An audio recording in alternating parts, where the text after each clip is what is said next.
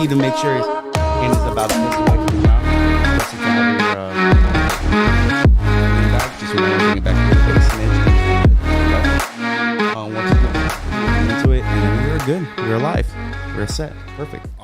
Awesome. So right now we're live on YouTube for audio, and then later, once you're done and out of here, you can tell your friends, or you can link it, whatever. It'll be on Anchor, iTunes, and Spotify. Those are the main three ones. Yeah. So sorry I couldn't give you like a definite like platform. I was literally mixing around with like different kind of platforms because some of them do own a little bit of your podcast, and then it gets weird, and you can't transfer anything like that. Okay. Cool. This is a free flow range podcast for anybody wondering. This is In Deep with Johnny Boy. We have our guest today would be Mr. Alex over here. He's owner of Esports Academy in Tampa, correct? Esports Players Club. Esports Player Club. Sorry, butchered that. It's still new, so give me about one more month. How long have you been open? We have our 3rd month anniversary coming up. 3rd month. A couple days. Perfect. Yep. So I was right. 3 months. Wow. Yeah, you guys were doing a lot of sponsorship because I saw your sponsor on Instagram with, I believe it was NBC. Is it NBC? Yeah. And then I saw that. Yeah. So we've had a bunch on the local level. You know, we've done Fox, Tampa Bay Times, the NBC local affiliate, WFLA. So we've done a lot of local marketing, and we were fortunate enough, too, that the NBC affiliate contacted their national program as well, so we got to be on the Today Show. So that was pretty awesome. Wow, nice. And how are you getting connections with that? Do you have someone like on the inside? Or are you paying like directly to them? Do you have to fill out a form? So I had a publicist that kind of led up through our grand opening.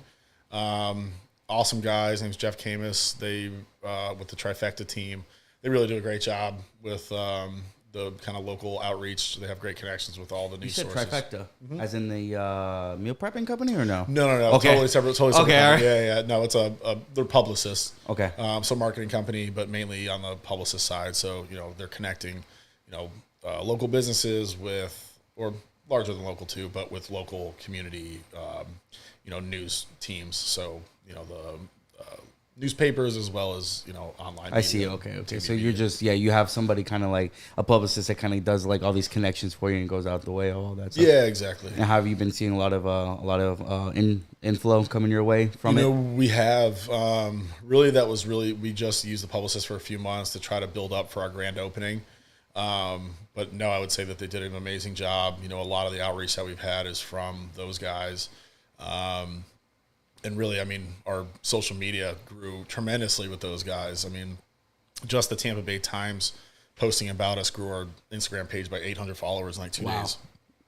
That's really good, actually. Yeah. Holy crap! Yeah, because when I saw it, I was like, "This is fairly new." I was like, when I looked into it, I was expecting diving, because when you go on the Instagram profile, you're expecting to kind of like see like someone that's been in it for a couple of years, and I was like, I've never seen one, you know, as labeled academy, and I was like, okay, well, what kind of academy is this? Is this like a fish bait kind of thing? Is this a little more of a lingo in the name? Is it just to attract more people? And then I realized, no, it's a legit academy, what you've done. It is. You know, I think it's really important. You know, the youngest kids, you know, our kind of main demographic is kids between like 7 and 16, where, you know, they have incredible technical skills. I mean, kids now, it's completely different, and, you know, parents are more encouraging to promote those technical skills than they used to be. And we have a unique opportunity where we can kind of capture kids' attention with gaming and teach them some actual lifelong skills along the way as well. So it's a really cool mix-up where, you know, kids love Minecraft. Well, we teach coding with Minecraft, where kids can learn true JavaScript coding, but instead of having to write a huge long script, running it, see if it works, figuring out where the problems are, it's a boring process. Instead, these kids can write one line of script, write a mod into the game, immediately see it happen. It's that instant gratification that we're all now kind of fiending for. You know, it's with every social media app, we expect everything so fast, all the information so fast. Asking kids to sit down and write 30 lines of JavaScript coding is super boring. But you tie it to a video game that they love, and all of a sudden they're all in, and you have their attention, right? So it's really kind of, my goal is to really help kind of gamify education so that we can still teach, but we can teach on platforms that kids have interest in. Exactly, because right now, you know, one of the things you have to do when you're looking at like children is what's going to grasp their attention. Doesn't mean if a child, you know, if they're not showing a lack of effort, it's more of a lack of interest. Yeah. Doesn't mean that they're lazy. It just doesn't mean that's not the thing that gets their attention. And a lot of times I think kids are scared off because when you approach a kid with coding, or a school does it and it's really boring, well, they don't like coding. Well, maybe that's not the case. Maybe they didn't like coding the way that it was being presented to them. Maybe if we present them to it a slightly different way on a platform that they know and love, maybe they will like coding because they can do it the way that they want to do it. But exactly. They can still learn it. I mean, it is true coding that we're teaching. Of course. And game design. I mean, Roblox is amazing for that, where it gives anybody in the community the ability to design their own games. Kids love that. Every kid wants to design their own game and play it with their friends and publish it and see other people playing it online. So, like, to me, if we're going to introduce kids, especially at a young age, that's the way it should be done. It should be done on something that is attractive to them, not let's scare them away from it by feeding them the most boring lines of code possible. No, it's 100%. It's kind of like the same way with some parents will throw their kids in some form of sport. That's their goal. They want to throw their kid in a sport. Well, there's some may not like soccer, they may not like football, may not like, kickboxing. So they're just going to throw them all in there until they find something that they like. Yep. It's kind of the same way you're going with it. And just for the viewers and listeners, what would you say Roblox as a definition is to a parent? Like, so a parent goes up to you, what is Roblox? Yeah, I mean, it's really a platform that's run by community gamers where anybody in the community can post and publish games. You can put, parental security checks on to make sure that they're not playing, violent games or anything like that. The games look very similar to like Legos, really virtual Legos, but it just gives kids the freedom where, kids do have short attention spans, so they can hop between different games every 10 minutes if they want to. It's a free platform, so it gives kids the ability to play a huge variety of games, but the kids that are interested in creating it, they can learn some Lua coding, which is the form that Roblox uses, and they can get right in with really minimal coding experience and design games. And whether it's an obstacle course or a shooting game or, Bed Wars is a popular game on Roblox, like having a kid that's interested in building and designing something, to me, should be encouraged, let them run with that, because if they do, they could have a career where they're making hundreds of thousands of dollars as a coder. And this is something completely different. You know, at least the path and the way it's paved and how it's brought to a kid, it's completely different. I mean, I think right now we're in a generation where we're just starting to see the opening of a real big education system for gaming. Absolutely. And anything it doesn't have to be gaming. It could be, like you're saying, what you're offering, graphic design, coding, anything else that they want to do in that realm can be done. You don't have to be a 5-star, legit, like crazy reaction time demon on a game. Like, you can find your spot in that niche. I mean, the industry itself is huge, right? Yeah. So, gamers, pro gamers, they can make a great living, but there's also production teams. There's guys that are commentators. I mean, it's just like any other sport where there's this huge industry behind it that supports it. But not only that, all these skills are transferable to almost every other industry in the world. I mean, there's not a company in the world right now that doesn't use some sort of graphic design and video editing on an almost daily basis. 100%.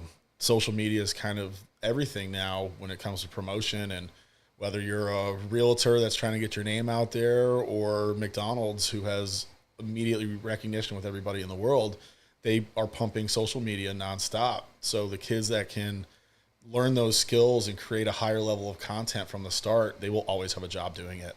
And on the coding side, the same thing. I mean, we're looking at Web3 and Meta, the kids that can learn 3D modeling and graphic design and video editing, like in coding, like they will be the ones that are developing everything on Web3 and everything in the Metaverse. I mean, it's a different Metaverse is something different. That's something that I kind of look at and I'm like, I'm a little nervous, just a smidge, because I don't know if you've ever seen the movie Ready Player One. Yeah, of course. It definitely feels some kind of form. I think we've all kind of expected that, but now it's something that once it's in front of you, you're like, oh, I see this. Yeah, now. I mean, honestly, I'm not a huge believer in the current kind of Metaverse structure. To me, why is that? It's just not good enough yet. It's not comfortable to be in VR for a long period of time. It's still too animated to where, I was having a conversation with one of our clients' dads today, and, he's like, you don't get facial cues, right? So we're sitting here talking. How am I going to learn facial cues if I never actually see your face moving, right? And I just think that, why would I do my business meeting in the Metaverse? I can hop on a Zoom call, see everybody's actual faces, and work it there. I think the Metaverse will get there. I just think where it's a working I think it's years and years out. Okay. I don't think it's going to be in 2 years from now, everybody's living in the metaverse. I think once I'm probably in my late 30s, 40s, we'll just start seeing the actual refined version of it. I think my kids are gonna be able to like, or in their teens will probably see. Yeah, and that's just weird. But I mean, you said it perfectly. Like, real life is very different. You know, facial cues. You couldn't have said it better. You know, when you're conversating with somebody and you see those facial cues, those lead you to how the person's feeling in that moment. It lets you know actually their reaction to what you're saying. So, you know, and that's kind of something that a lot of kids nowadays don't understand, and that's why I give you a lot of props on you holding tournaments as much as you can. And I know we're kind of like towards the end of COVID a little bit, at least. But is the face-to-face interaction you have when you're being competitive with someone online, you know, is much different than somebody from Texas to Florida. Well, I mean, you were there, right? So you were there for a Warzone tournament. Did you hear anybody yell at each other and curse at each other? No. So, like, you can just tell that, you know, if you were in a Warzone lobby, you'd be hearing it, right? Anytime you killed somebody, you hear their death chat, they're going to be yelling at you, or cursing at you, or calling you something. When you get people in an actual live social environment, they behave a lot differently, a lot better. And to me, that's how it should be taught, because look, man, you're going to win, you're going to lose. Of course. You know, like, that's just the nature of life. And you have to learn how to win respectfully, but you also have to learn how to lose respectfully. And that's something that I think a lot of parents really like about us, is that they hear their kids yelling in their room, and they hear them yelling at their friends, and they're cursing and stuff like that. Then when we get them at the facility and they're sitting right next to kids, it's all friendly conversation. Right? Like, you just don't have, you know, there's a little trash talking in there, but it's all friendly. You know, none of it's like aggressive, and there's not kids yelling at each other, crazy, or throwing stuff. And no, it's funny. That's always my worry when I see kids acting like that. I was like, you know, I have so many younger cousins. Even, you know, my sisters growing up, I can see them, and just how they act in front of a person is much different now than kids who are at home all the time. And, you know, some of these kids don't have that lesson yet. Like, there are consequences to what you say to somebody, regardless if it's a physical altercation or just a debate, or if it's just someone not liking you or losing a friend after that. You know, real life is real life at the end of the day. And that's one of the biggest issues I feel like a lot of these kids don't have. And I feel like COVID really stamped that. You know, it did. I mean, you know, we get a lot of parents that come in and they're worried about their kids' social skills, and that's why they brought them in, because they're not going to stop their kid from gaming, right? Like 97% of kids under 18 it's a benefit are for gamers. So it's like, all right, let's find a healthier way for them to do this. Let's get them with other kids where they can have real conversations as well, but it just creates that level of respect, because those kids don't walk around their school yelling at everybody and cursing and screaming, right? So it's kind of the same thing where, you know, for one, parents want their kids out of the house. You know, when I was growing up, it was, where are you? You know, why aren't you back home yet? You know, what are you doing? And now it's like, please get the kids out of the house. And I think COVID really solidified that. And now that we're coming out of it, the parents are like, we got to find something for them to do out of here. So even if it's gaming, they would rather them be doing it at our facility than locking themselves away for 6 hours at home. I completely agree. And, you know, your facility offers that. And that's when I asked you, I mean, for the folks at home, I had the pleasure, you know, before we set this podcast up, I asked Alex over here, I was like, let me go ahead and run the tournament. Let me see, you know, the feel of it, see how it's ran, you know, see if it's smooth, and, you know, if it's everything it says. And it's everything it says. I mean, like, it was amazing. Like, and I recommended it to everybody. Thank you. You know, it's just, I have, you know, my girlfriend, you know, her father and her stepmom have a kid, and his name's, you know, I won't even say his name, but he's a big Fortnite player, very big into sports, and they only let him game a certain amount of, you know, per day, you know, which is, I understand completely. I would do the same thing, you know. They're trying to find that happy balance, you know, of gaming and sports. And right now it's weird because I asked him these questions, you know, do you like Fortnite still? And it's his lack of exposure to other games, because they're trying to make sure he's playing safe-minded, clean games. And, you know, he doesn't like Fortnite anymore. Like any kid, they'll get bored of it eventually. And they have this stigma, and it's not their fault at all, of gaming is a kid sitting at home, like you said, 6 hours, and cursing or just yelling, you know, at their friends, because that's what he's doing. He's having a good time, and he's like, "Oh man, you got wrecked," you know, and just screaming, and they don't like that, you know, and I understand. So and I'm recommending them, like, no, there's a facility here. You can actually bring them. There's other kids, you know, and it's definitely interesting. I want to get their feedback after this comes out, because this is something that this is the demographic you're going after in particular. Definitely. And, you know, look, I played football in college. My brother played football in college. Like, gaming does not have to be a one or the other. You either play sports or you game. Every person on my college football team, when we weren't doing schoolwork or playing football, we were gaming. And it's that competitive nature and drive that I think is very healthy for all kids to have, or anybody to have, right? Like, it gets the blood pumping. You got to have that social exposure and know how to operate a little bit under pressure, you know, how to talk to people, know how to communicate with your teammates. And whether you're playing a physical sport or, you know, an esports, you know, game, that is still there, you know, and that's what I think a lot of parents are like, all right, well, it doesn't need to just be this. You can do both. Mm-hmm. It doesn't need to be mutually exclusive, whether you're either a gamer or an athlete. And I think when I was growing up, that's how kind of people looked at it. It was 100%, like, 100%. You're either a gaming nerd or you're an athlete. And I'm like, all right, well, I'm the captain of my football team. I've got scholarship offers all over the place, and I play video games like all the time, you know? So like, it doesn't need to be mutually exclusive. You should absolutely do both. We encourage people to do both. If you're not here, you should go play something else, you know, go play a sport, different sport. But I think now parents, they're really, I can tell that there's been almost an adjusted mindset where, for one, parents want to support what their kids love to do. And whether it's gaming or football, they want them to be healthy, but at the end of the day, they want their kid to be happy. So if we can provide that while also teaching them skills, then I think we've done an amazing job. You know, our goal was to get these kids connected with colleges so that they can earn esports scholarships, or whether it goes beyond that, we can connect them to software companies because they've shown an amazing skill in coding. You know, that's kind of, we want to be that funneling program so that, for one, colleges know where to go to recruit esports athletes. And that's a major issue in the sport right now in 100%. General, is just, how do I know if I'm going to give a kid a scholarship? That's an investment from the university into that student. And they do expect to see some sort of return on that. It's just like a business, you know, they want to see some form of return on their investment. Right. So if it's a football player, they know that they need X amount of football players to fill the stadium, to sell seats, and football typically pays for every other sport at the university, right? Esports is the same thing. You know, with this huge growing following, they get sponsorship deals, they get airtime, streaming, live competitions. They want to know that there's going to be some sort of investment or return on that investment. But there's no high school leagues.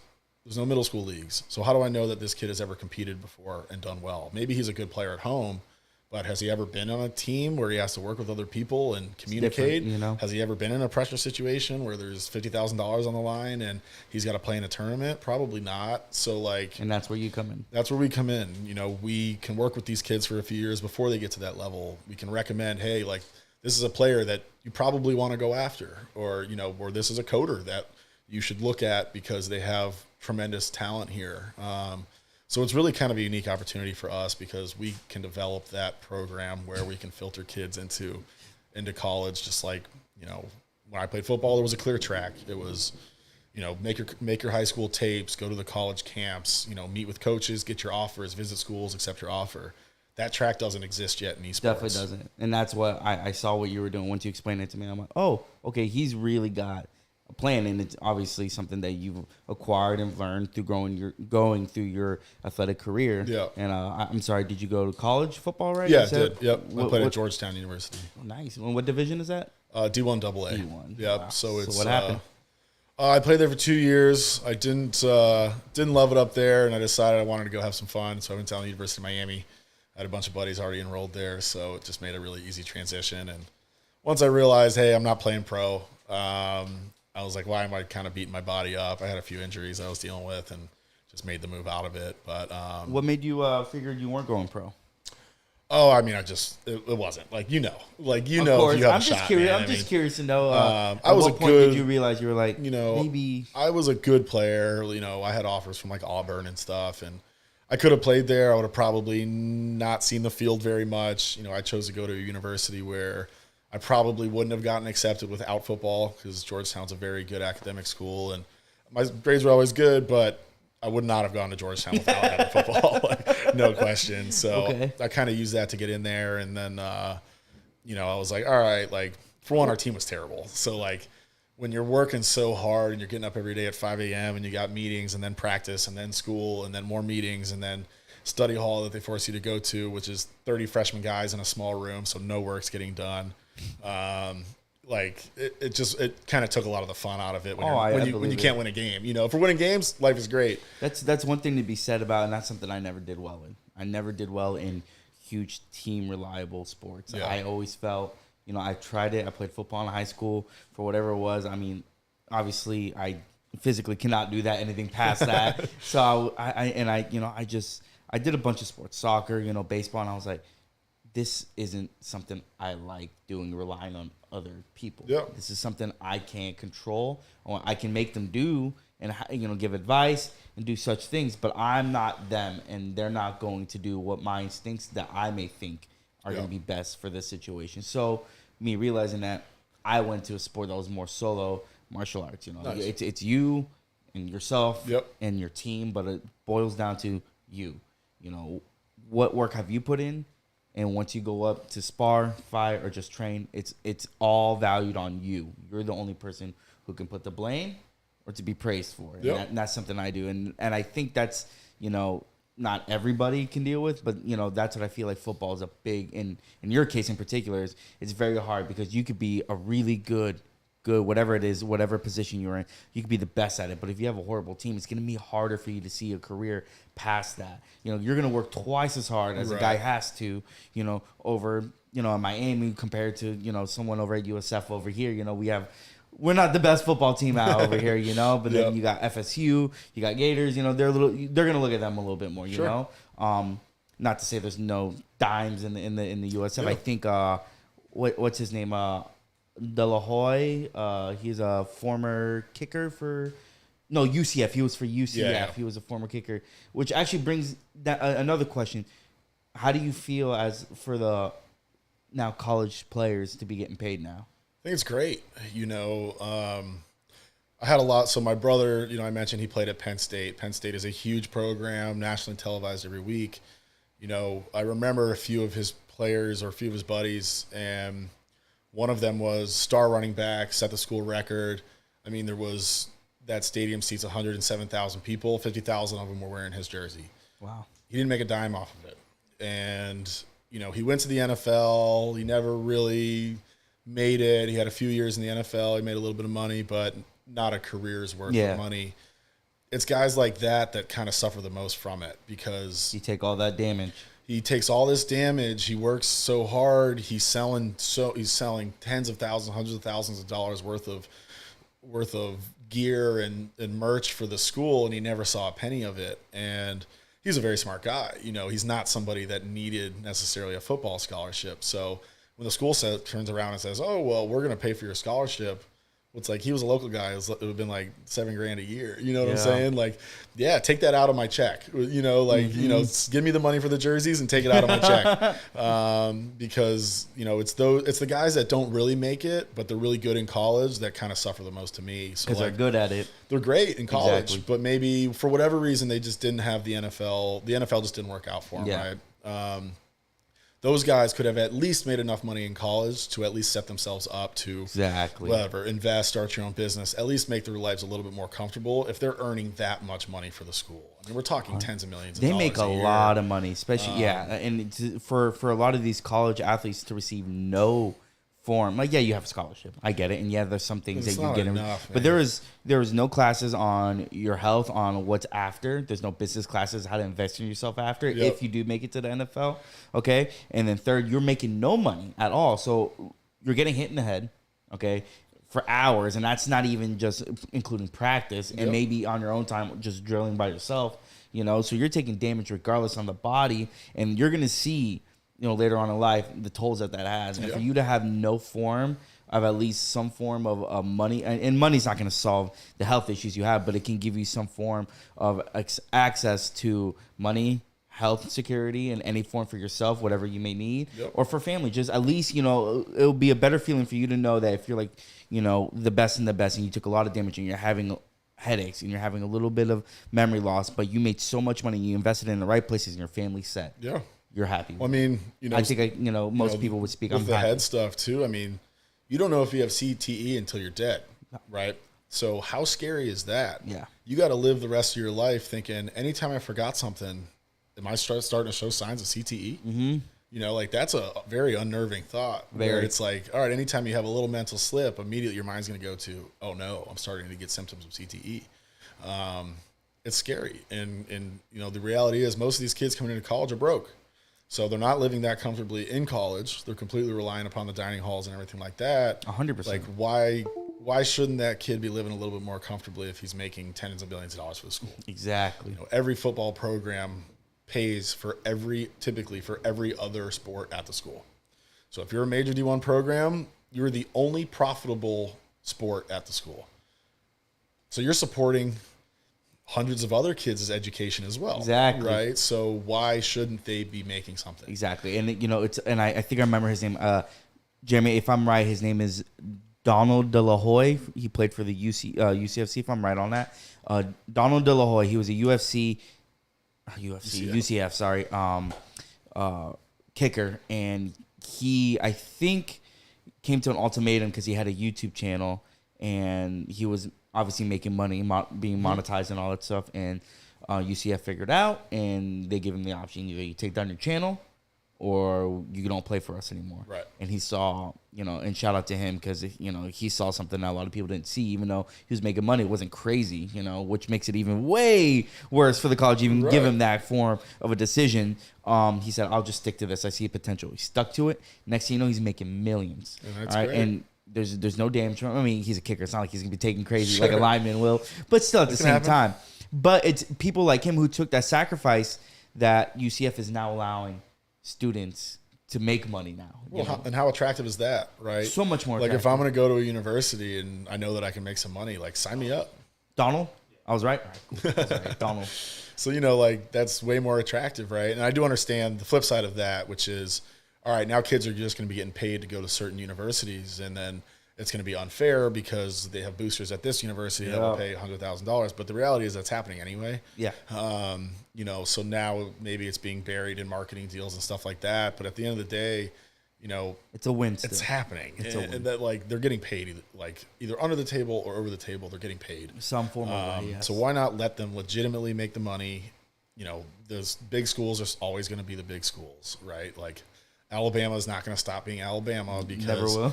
Right. So, you know, for me to allow these kids to make something, most of these kids are broke. Most of these kids are not going to make it. I think it's 2% of college football players make it to the NFL. There's a huge skill gap between NFL. Help these kids out. Yeah. You know, most of them don't graduate either. So they're not in school to be most of them don't graduate. You know, any of those guys that leave early, a lot of guys don't graduate at all. I mean, it is an issue. So like, in my opinion, in my perfect world, I would, instead of them allowing them to make money now, I would take that money, I would put it into a fund form. They get that money when they graduate. You know, then the incentive is, hey, if you leave early for the NFL, you're going to go and you're going to make a lot of money. Maybe you didn't need this money. However, for the kids that didn't make it to the NFL, well, if you brought in $500,000 worth of jersey sales, you deserve a cut of that. But maybe you should have to graduate to be able to earn that. That's a really good idea. There's an incentive at the end. You have to incentivize them. 69%? Wow. So that's a huge number, man. That's huge. 31% of them not graduating, that's a big number. That's huge. You know, so those kids are the guys who need it the most, and there's a good chance that a lot of those were big players, and they were big players in college, and they thought they were going to make it in the NFL, so they leave early and they don't make it.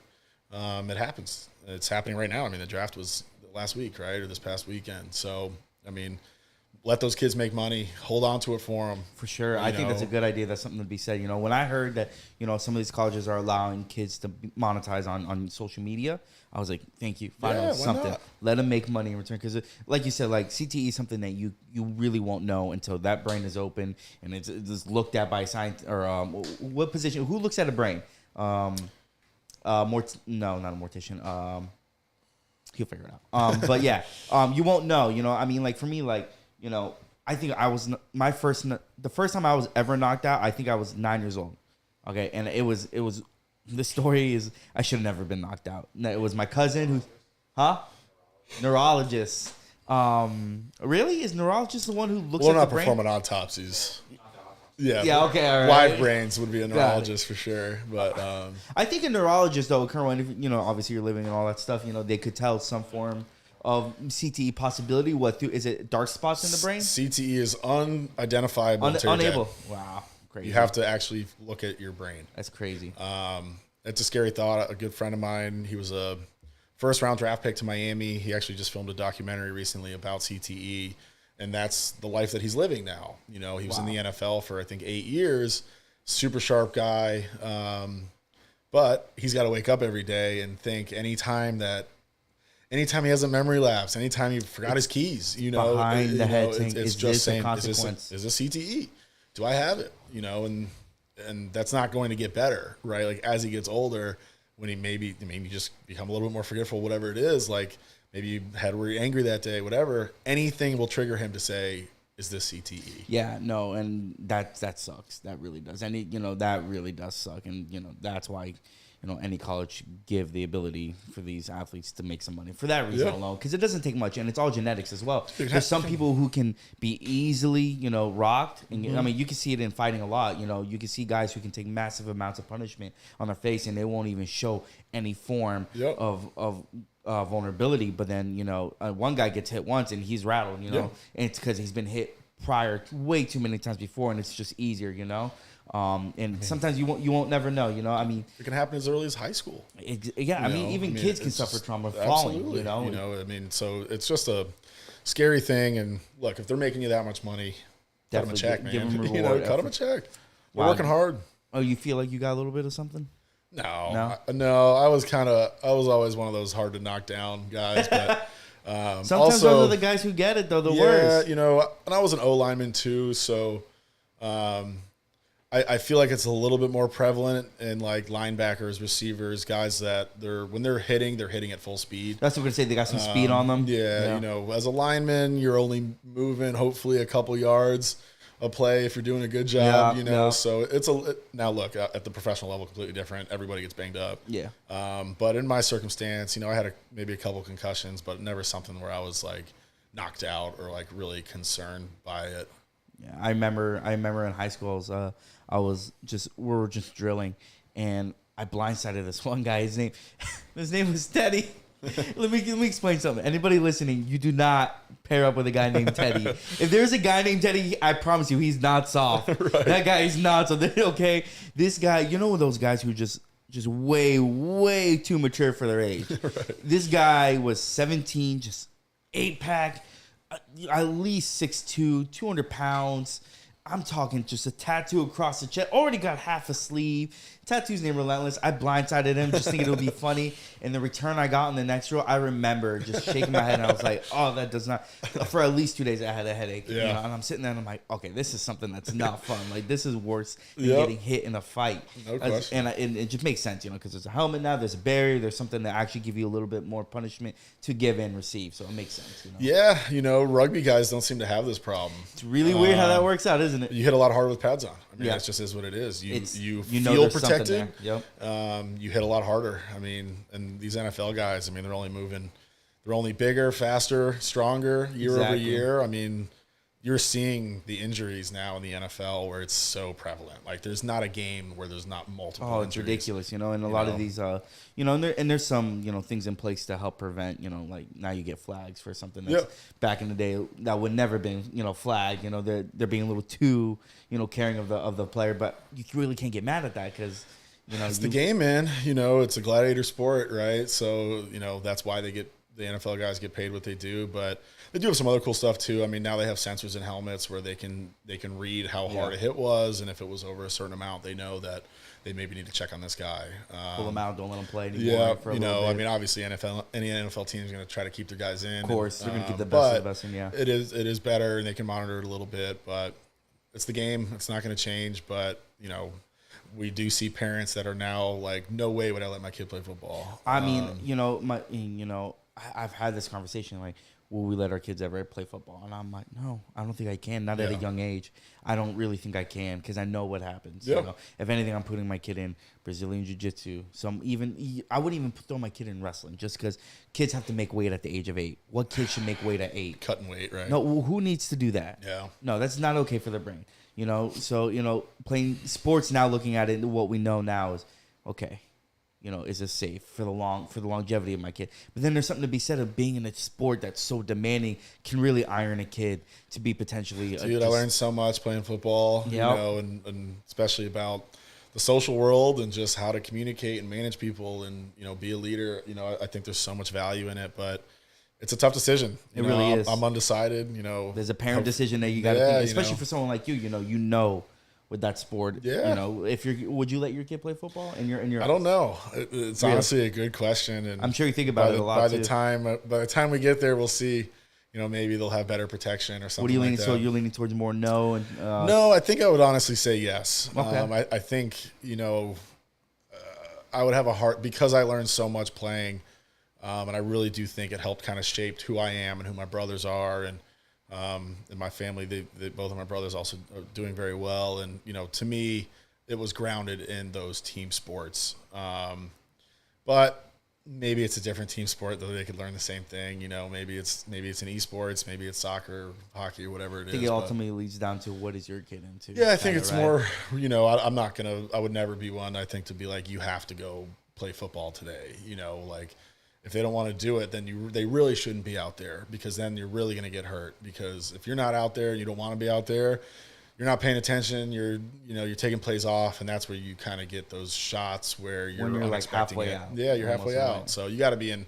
For me, it's football. They got to want to do it. It's not something I could force, because that will get them hurt. That's the same thing with fighting. You know, when you look at a lot of people who are on these careers, you know, even when it's amateur fighting, like we have some amateur fights over here, and, you know, people who are interested in it but don't think they're going to make it to another level, you know, you can just see it on their face that the value and the investment they haven't given it, because they don't think they'll make it. So you're like, no, go, because the punishment you're going to take is solely on the fact that you're not caring as much anymore, because you have that perspective, which you could be true, you could be right, but regardless of the situation, is if you're going halfway in, don't go in at all. Yep. Because your body doesn't deserve that, and you'll thank yourself in the future. Of course. You know, take what you've learned from the sport and bring that in another value and something else that you may choose. Yep. You know, so which leads to my next question. You're done with college. You make a decision. You're like, I'm not going to make it to the pro league. I'm done. Where do you go from there? Yeah. So I mean, you know, Georgetown's a great school. It is probably a tough city for a 18-year-old, 19-year-old to live in. It's very expensive, and I was working, playing football, going to school. So I was like, you know what? I want to go have some fun. I want to enjoy my college life a little bit. So I had some buddies down at the University of Miami, and another friend of mine was looking to transfer out of his university. So we were like, hey, look, let's both apply to Miami. If we get in, you know, we can live together. We're already set up. We're one of my best friends still to this day. So we both got in, and it was the day before I was supposed to start at Georgetown. So I packed up all my stuff from Georgetown. I drove down that night, and got to the 16 hours later, I was at the U. Wow. So you made it over here, and you have this vision.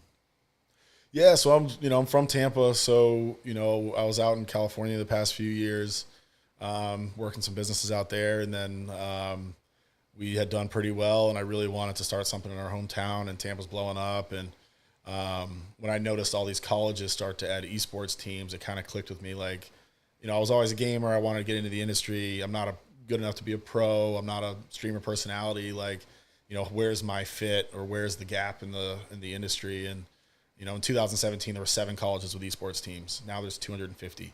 So, you know, we saw this huge explosion of growth, and, you know, it just kind of led me to, well, all right, let's compare this to every other sport and how they do it. Because it's a sport, and you're looking at it, treat it as a sport. It totally is. I mean, look, you got to train, you got to drill, you need coaching, and you can make the big sport dollar. You know, I mean, you've got kids out there making millions of dollars a year as a professional gamer.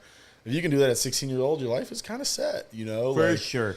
I mean, there's kids, you know, and I'm sure you know the big names here in Tampa, like one of the kids, you know, that was gaming at a young age, making money, never had a real job, you know, and, you know, I'm not saying he's never had a job because I've never seen him. No, he knows, and he said, I've never had a real job because I was lucky enough to get in gaming. Yeah. It was Tfue. It was perfect example, you know? His brother led the path for him in a way, I believe, where he started gaming, and Tfue was like, okay, let me go ahead and try and started making money. Next thing you know, the kid's a millionaire. I mean, he's done an incredible job, right? You got to give him all the props in the world. Like, there was a time where nobody knew Tfue, and he was grinding that out. Yeah. And there was probably a long period of time where he was grinding it out, where nobody knew who he was. And, you know, he's got the skills and the personality to kind of be that that big name streamer that he is. And in my opinion, he's earned every dollar that he's made. Of course. You know, I don't think these streamers are spoiled with it. I think it is hard. Of course, I think it's very hard. You know, getting on stream especially 6-7 days a week, especially now, 10 hours a day, and grinding the same game. Like, I couldn't do that. It takes a certain type of person, and to be fun doing it. Like, yeah, man. You know, like, tell me 6 hours, 7 hours into gaming when maybe things aren't going so well that it's still fun. You know, like, I remember when because when I was, you know, little Mayan on gaming is, I traditionally just worked all my life, managed, did everything well. And then there was this weird pause where I left my job, COVID started, and I started working for the family business. I had all this extra time. And I'm like, okay, I can't go out. Because at the time, there was someone in my family who had lupus, you know, and she had so many other diseases that, you know, if we were to catch COVID in the beginning, you know, we're all terrified. We're like, no, we can't let her get it. We can't even give her that. Because we knew the chances of her passing was very high. Of course. You know, fast forward, you know, I'm like, okay, I'm going to be home a lot more. What am I going to do? I was like, let me get back in gaming. You know, the last game I played was Black Ops 3. Okay. And my girl knew that I had an addictive personality with anything, but with gaming, it was bad. Like, in the room, sitting there mad at me 8 hours a day right here, just gaming, watching me rage. So I didn't know PC. I didn't know anything. So I just buy a $400 PC I found on Craigslist because I was like, if I'm gonna get in gaming, I want to get into an investment. I'm not gonna really go all the way in. I got to make sure I like it. So let me buy a cheap PC. Somebody's got to be starving for money in COVID. So I looked on Craigslist on the marketplace, and I went over on Facebook Marketplace. I found $400 with a monitor, keyboard, everything. Nothing crazy, but I fell in love again. Next thing you know, I'm in 7 days a week. I upgrade the PCs. I go streaming 7 days a week, and I learned real quick, I cannot stream 7 days in a row the same game. It is horrible. It just beats you down. Like, you know, you sit there, and at the end of the day, there's far other jobs that could be worse. Absolutely. But when you're in those shoes, you're like, okay, this isn't as fun doing Monday. Especially after they made some money. Yeah. You know, then it gets really hard. The incentive is there. Like, you have money now, right? Then it gets really hard to get on stream 7 days a week for 10 hours a day. You know, when these guys are making, you know, $1 million a month, they do that for a year and they get burned out, and then it's tough. And then, you know, if they don't stream for 3-4 days, they get a huge drop in their subscription base. Yeah, I mean, for streaming for me, you know, and Jeremy knows is, you know, I have, you know, a diehard 25 people who are always there in my Discord, on my Instagram, just DM me all the time. I don't even go on maybe 4 times a week. I go 3 times a week. Because one, it's better for my mental health. Sure. 2, I focus more on content. I focus more on the podcast. Focus more on all these things. But I still like gaming. I want it to be something I enjoy, nothing I hate. If I make money on it down the road, if I blow up later down the road, that's fine. I'll take it. But this is something that I'm not looking forward to. But the 25 people are the only reason why I'm going in. And me going there, streaming 3 to 4 times a week is not a hassle, but I could see I couldn't do that 7 days. Yeah, I mean, you know, it's a job at the end of the day, and I mean, and I've been fortunate that I got to work in industries that I've loved, so it's still work, you know. And, it is, and you know, even just showing up to do the same thing, I don't care what it is, doing it 7 times a day for 10 hours a day, it wears you down. It's weird. It's really weird. You know, so I, you know, not that I feel sorry for these guys because they do have great careers, but at the same time, I completely understand when they're burned out. Oh yeah, it's like, perspective. Once you're in those shoes, you kind of understand. There's so many options, right? So like, all right, this dude hasn't been on stream in 5 days. Well, now I'm going to start watching this guy. And then you get hooked on that guy, and then now they're diehard that guy. So they just have so many options, and it's so easy to just flip between. I think right now, since COVID, streaming is one of the hardest things to make it in right now. Because every like what I said, I'm not the only one. I'm not the only kid. I'm not the only, there's so many other people out there who did the same thing. And it's just, especially when you're playing a popular game, whatever it may be, it's going to be harder to be in there because the really good ones are going to capture all those views, you know, and then everybody else, the other 1,000 people are there. So those are dividing, you know, as it goes on.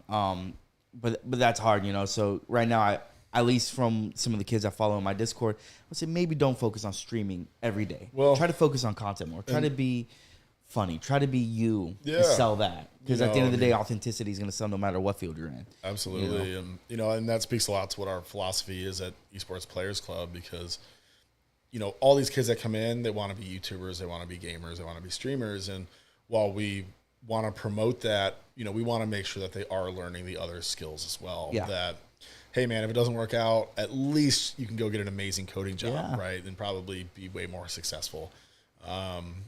We want to help these kids and create the next generation of streamers and esports athletes, but it's like a NFL sport too, where it's going to be the top 1% of the 1%, Sure.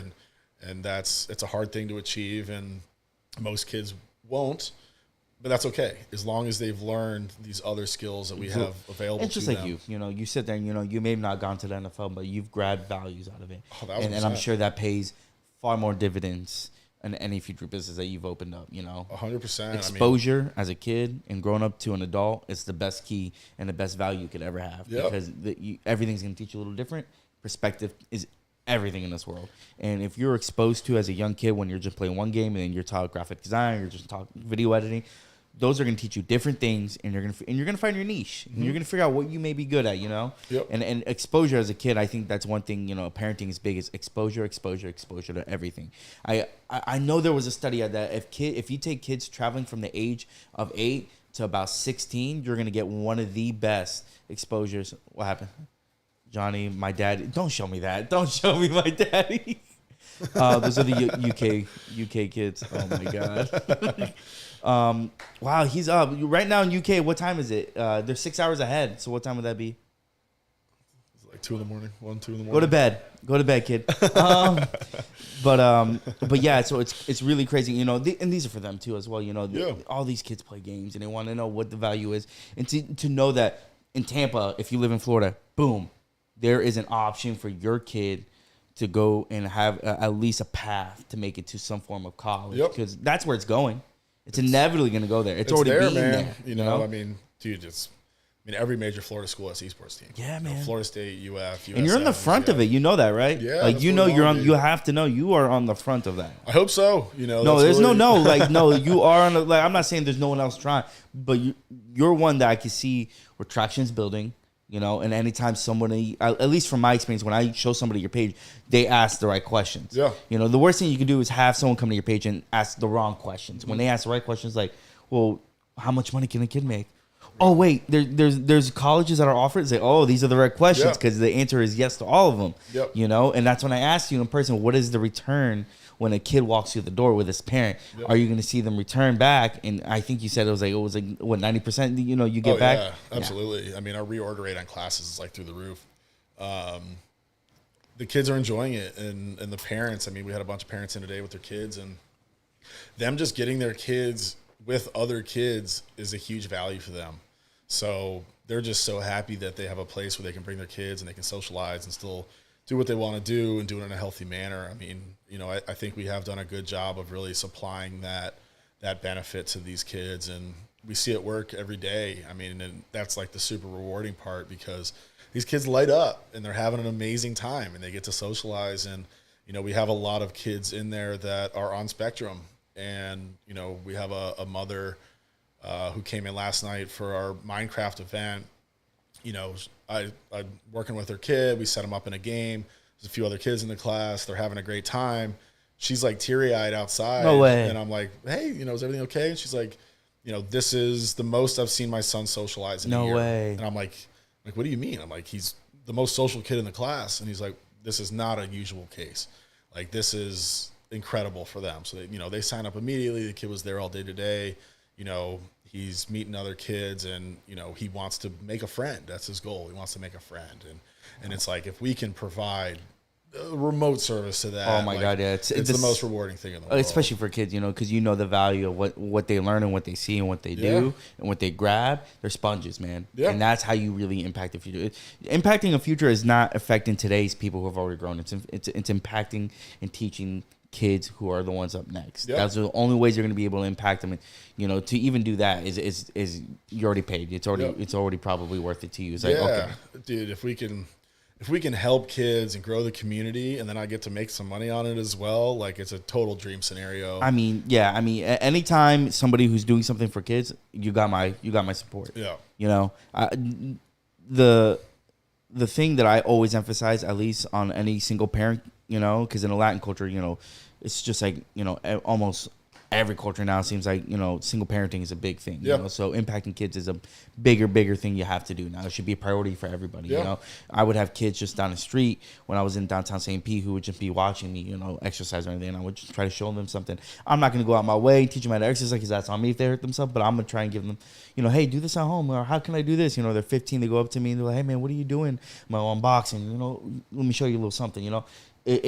Anything to give kids some form of education, whether it be through sports, whether it be through actually schooling if it has to be, or just life. You know, how many kids don't even know, you know, basic fundamentals in life? Like they don't know what taxes are, you know? They don't know how to apply for a mortgage in the future. They don't know any of that. They don't even know the first steps of getting a car that they're probably going to need a cosigner, you know? Yep. And you want to blame the parents, but at the same time, the parents... Well, dude, what about credit? Yeah. How is nobody teaching how to manage credit? I never learned anything about it's school. It's got to be one of the most important financial things you could ever learn is how to properly manage your credit.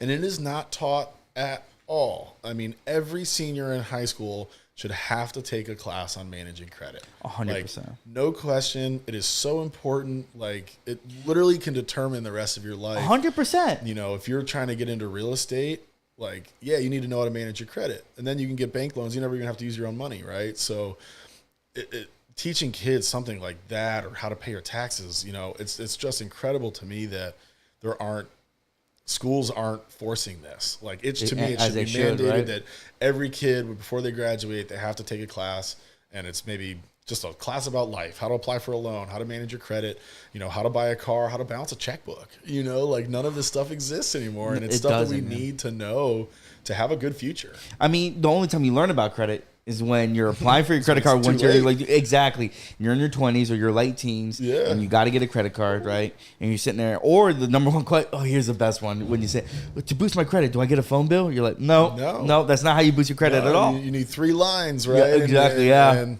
you know, if you pay it off too fast, it hurts your credit. Exactly. Right? I mean, there's just like so many little rules and tweaks that if kids just understood, like, in my opinion, every parent should open a credit card in their kid's name and use it all through high school. 100%. And then at least they'll come out with some established credit because, I mean, it's incredible. I mean, you know, you can be somebody that has a mid-paying job and get approved for a loan. You can be a multimillionaire who's self-employed who can't get a loan. 100%. And, I mean, it can really determine the rest of your life. I mean, if you start early with buying properties and you have good credit, you're going to be using the bank's money moving forward and everything else is pocketing. So It's like, you know, learn that skill, own that, make sure it's good.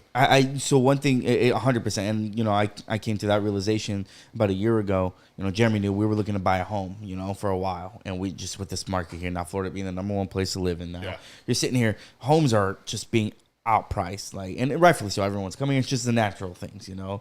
The more want, the more you're going to have to pay for it at the end of the day. So I'm sitting here, I'm like, okay, I'm renting.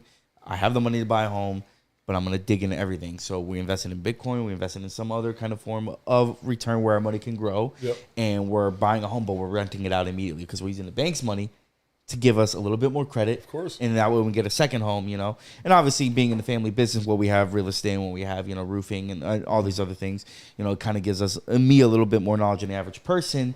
But I still got in it way too late. You know, I mean, I started figuring that stuff out at 19, 20, barely. In the past couple of years, I really dove into it. And I'm like, man, if I only would have fucking knew a little earlier. You know, kids that have this stuff mastered by the time they're out of college, like, they can work for themselves, you know, like, or you can get a mediocre, you know, mid-paying job and go buy a house, you know, versus like the entrepreneur lifestyle where it's like, it's so hard to get a loan if you're self-employed, regardless of how much money you're making. It is so hard to get that loan. So, you know, kids that develop those skills, that know how to manage it, they will be set. You know, 100%. It's up to people like you to really emphasize that because 3 businesses you own? Yeah. You know, you have 2 other businesses in California, and then you came down here. You opened your business down here. So I'm sure this one was a lot smoother than your first one, knowing what you know now. You know.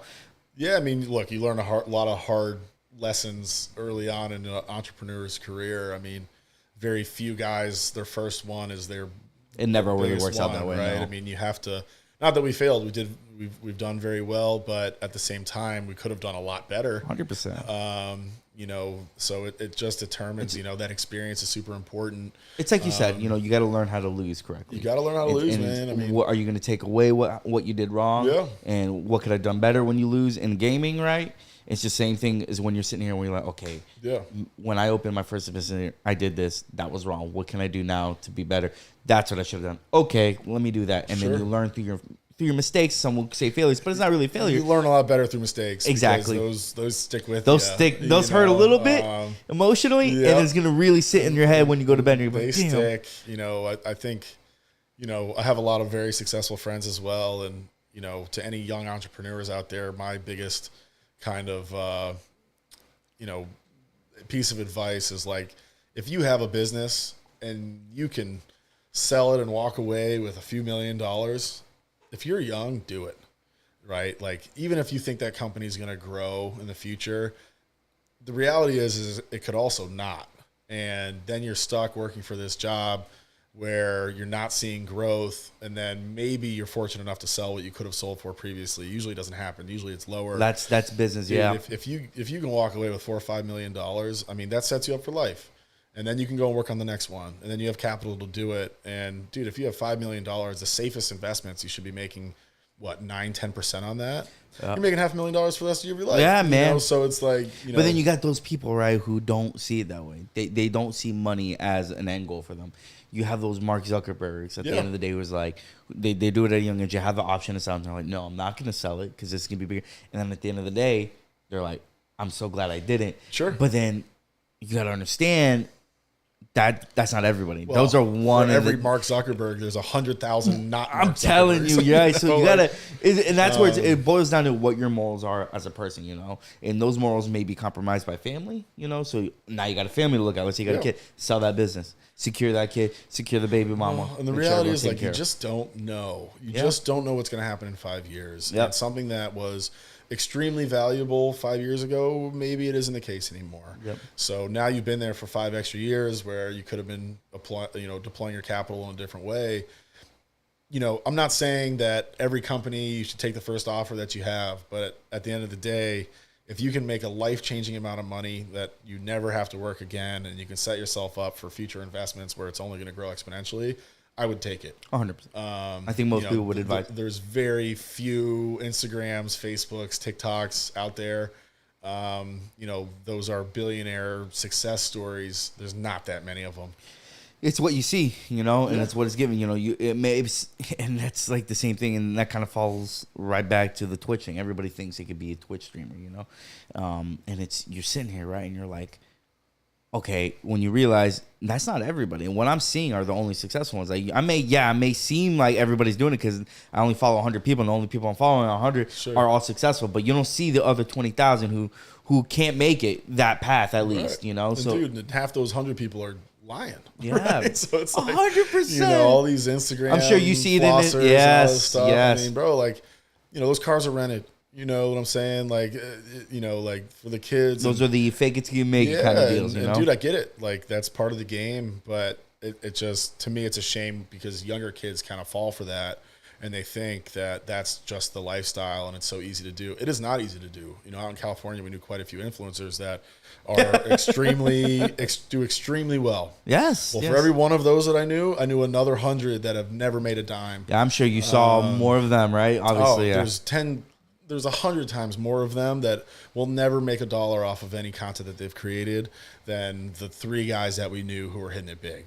And it just, and as this culture grows, hitting it big is going to be less and less and less. 100%. You're right. No, and you're seeing it for what it is, you know, and that's important to teach kids, you know, and it's almost like you're trying to like mentor kids, right? Yeah. And then you're trying to write this line of, I don't want to interfere with parenting, you know, because certain values are instilled at them. So it's really weird, you know. I've thought about that a lot because my goal at the end of the day is to open up a martial arts school, you know, for kids to go and be able to, and that at least hires homeless people as well. And that's where it gets a little tricky because they're homeless and then they're kids, but it's going to be worked in, trust me. And we're going to make it work, trust me. And it's to bring these kids off the streets and, you know, like I said, in these ghetto areas that they shouldn't, you know, and it's not their fault. It's where they're born into, you know, teaching these values. And then you kind of want to mentor them, but then you don't want to interfere with parenting, you know, because that's something my family did, you know, and at least in my culture and then specifically my family, I've had, you know, I've never been born with brothers, but I've had brothers, you know. I've had well over 20 people live with me growing up.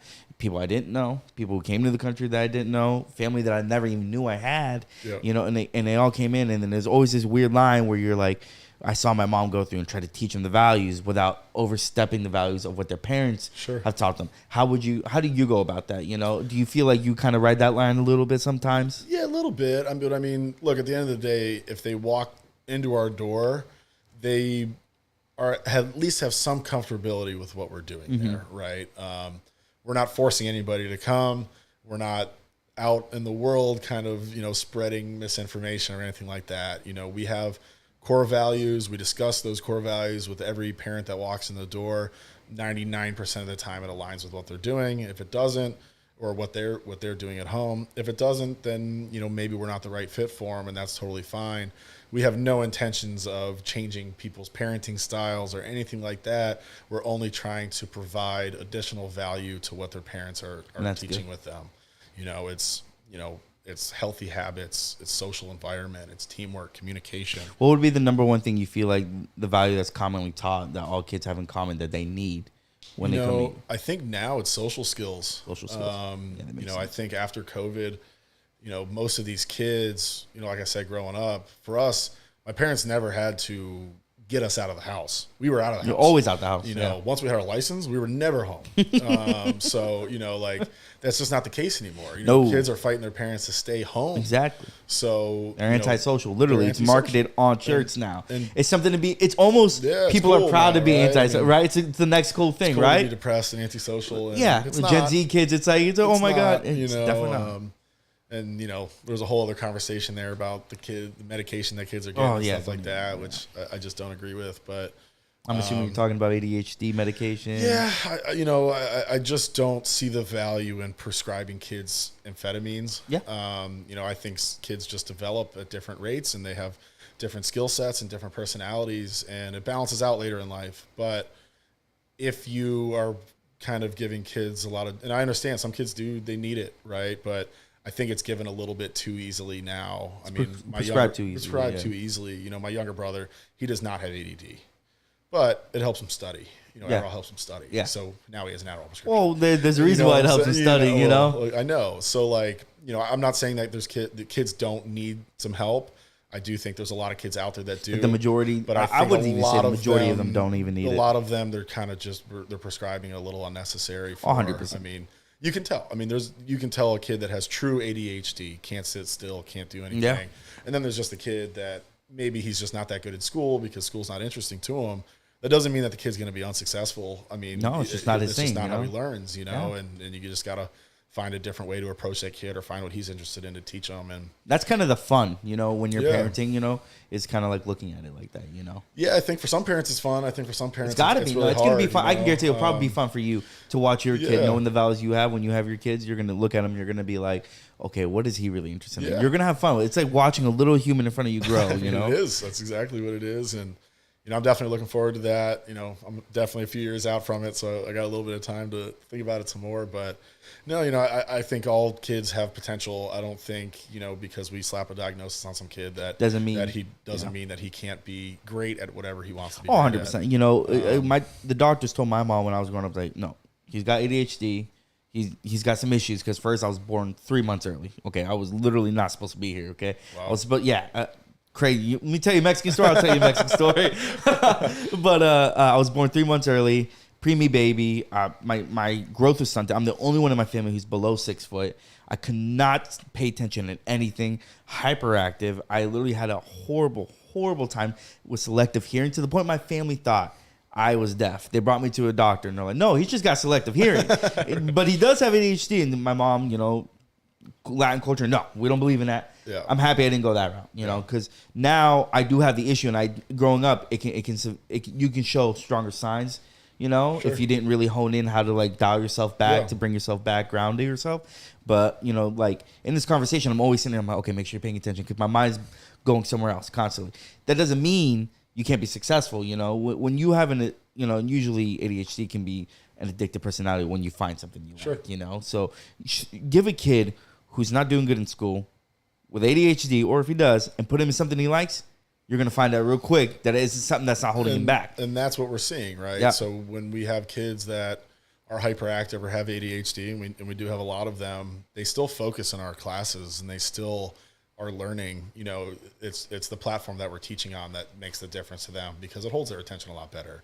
You know, I think there's a lot of kids out there that they just need a different type of schooling or teaching. Yes. Yeah. And it's just tough, because it's tough being a public school. You know, like you have to teach a lot of kids. You don't have a lot of money to do it. The pay. Yeah, exactly. It's the pay, so you know. It's not their fault. Like, you know, they need more money, but at the same time, like we put all these kids in the same box and expect them to behave the same, but then everybody's an individual and everybody's, and then you tell your kids everyone's different. Exactly. But then you expect but we treat everybody the same. So, you know, to me, that's where there's just like, that just doesn't make sense. Like, you know, just because a kid isn't paying attention in school or doesn't get good grades, a lot of the time that kid will end up being more successful than 90% of the people in there. You know, that's the expression. You know, A students work for B students owned by companies owned by C 100%. Students. You know, so 100%. It's a lot of those kids that don't do well in school that it's because they think outside of the box. Yeah. And that's what will make them extremely successful. Exactly. And kids that are really good at school, they usually end up getting, you know, great high-paying jobs. There's absolutely nothing wrong with that. They work for the man. They are more structured to follow the path ahead of them. And then you have the guys that are entrepreneurs that think outside the box. You know, my older brother's a great example. You know, he was never a great student. He's not dumb, but he just wasn't a good student. He didn't care about doing schoolwork. And now he, you know, is very successful, runs his own company, sold his company, you know, like.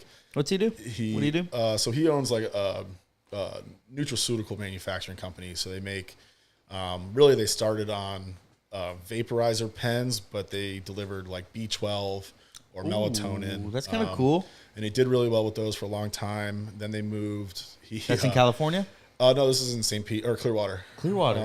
What's it called? Moxie, MOXE. Now they do like soaps, hand sanitizers, like house products. Same company, and they've done extremely well. And he's one of those guys that, you know, school just wasn't taught for him. But once he got out of school, but once he got out of school, he flourished. So once he was allowed to do what he wanted to do, he did extremely well. And I see that a lot. You know, where you can, if you really look at somebody, like my girl calls me weird, but I just like people watch, and especially when it comes to kids, I like to see how they act. You know, because I see, you know, a lot of like parents, well, how they're gonna react to their kids acting like this, you know, and see what, because it's really prepping me for it. I want to know what I could do better, you know. But you know, seeing kids who may be doing bad in school, like you said, flourish after, you know. And I sat there and I was like, okay, my little sister, same thing, didn't do good in school, but when she found something she liked, my mom pulled her aside and was like, wow, when you put your head to something, you can really do it. It was like, no, it's because they love it and they found it interesting in that moment. That's with almost anybody, you know. And you know, you throw any kid who doesn't like gaming, they're not going to do well in gaming. They're going to dread it. They're not going to show up. They're not going to show. But then you throw them in something that they like, something physical, maybe they like actually playing soccer, and you'll be like, wow, that kid's going before practice, after practice, staying longer, doing research. Wow, man, all of a sudden the ADHD isn't a problem, or the laziness isn't a problem anymore. It's honing your kid and finding what he's good at, and it's supporting him. To me, that's the biggest thing. It's like, all right, you wanted your kid to be a football player, but that's not his skill set. In my opinion, you still got to support the kid in doing what he wants to do and what he's very good at. And kids that grow up with that structure, I think, are better off because they know. Have you seen that? What's that? Have you seen that in college? You've had to see that. Yeah, I mean, for sure, because there was guys that were playing football that they didn't want to be there. They had no business being there. They didn't want to be there, even if they were a good player. They just didn't want to do it, and they were kind of forced into it. And then once you're on the track, everybody at school knows you as a football player.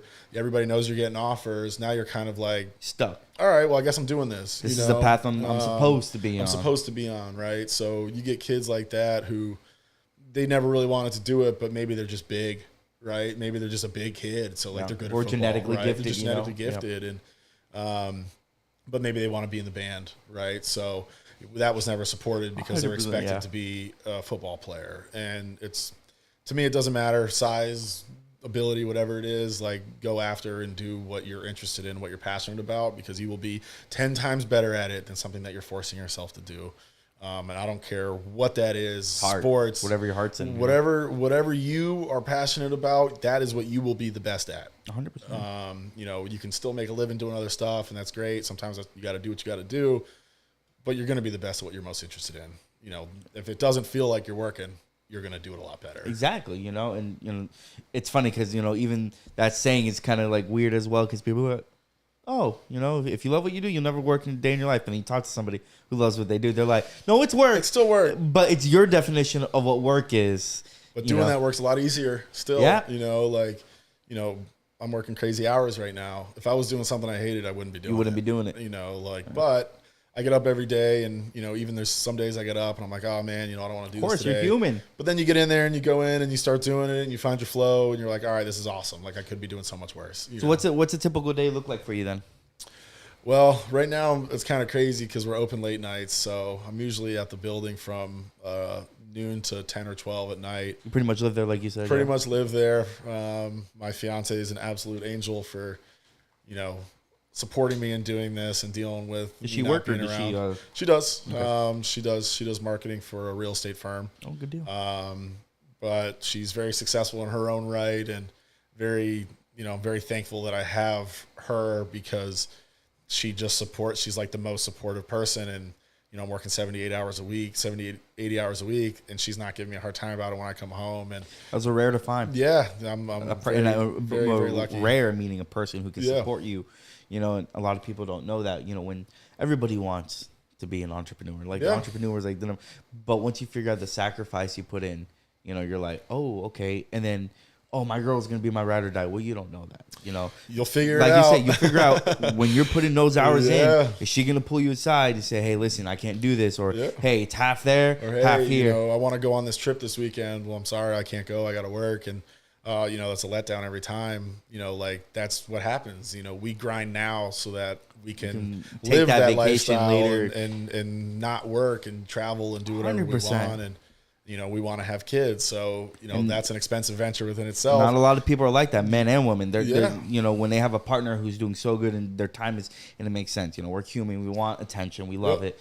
But when your significant other's attention is somewhere else, an extreme amount somewhere else, you know, then you'll figure out if that person is your ride or die. 1,000%. It's not easy in her shoes either, man. I mean, she moved to Tampa with me. She doesn't know a lot of people. She was never born here? She wasn't born here. She's not from here. Cali girl? She's from Alabama. Alabama? But we started dating when I was living in California, and she was in Austin, and she's just been the most supportive. I mean, I don't have that worry in the back of my mind of, am I home enough? Yeah.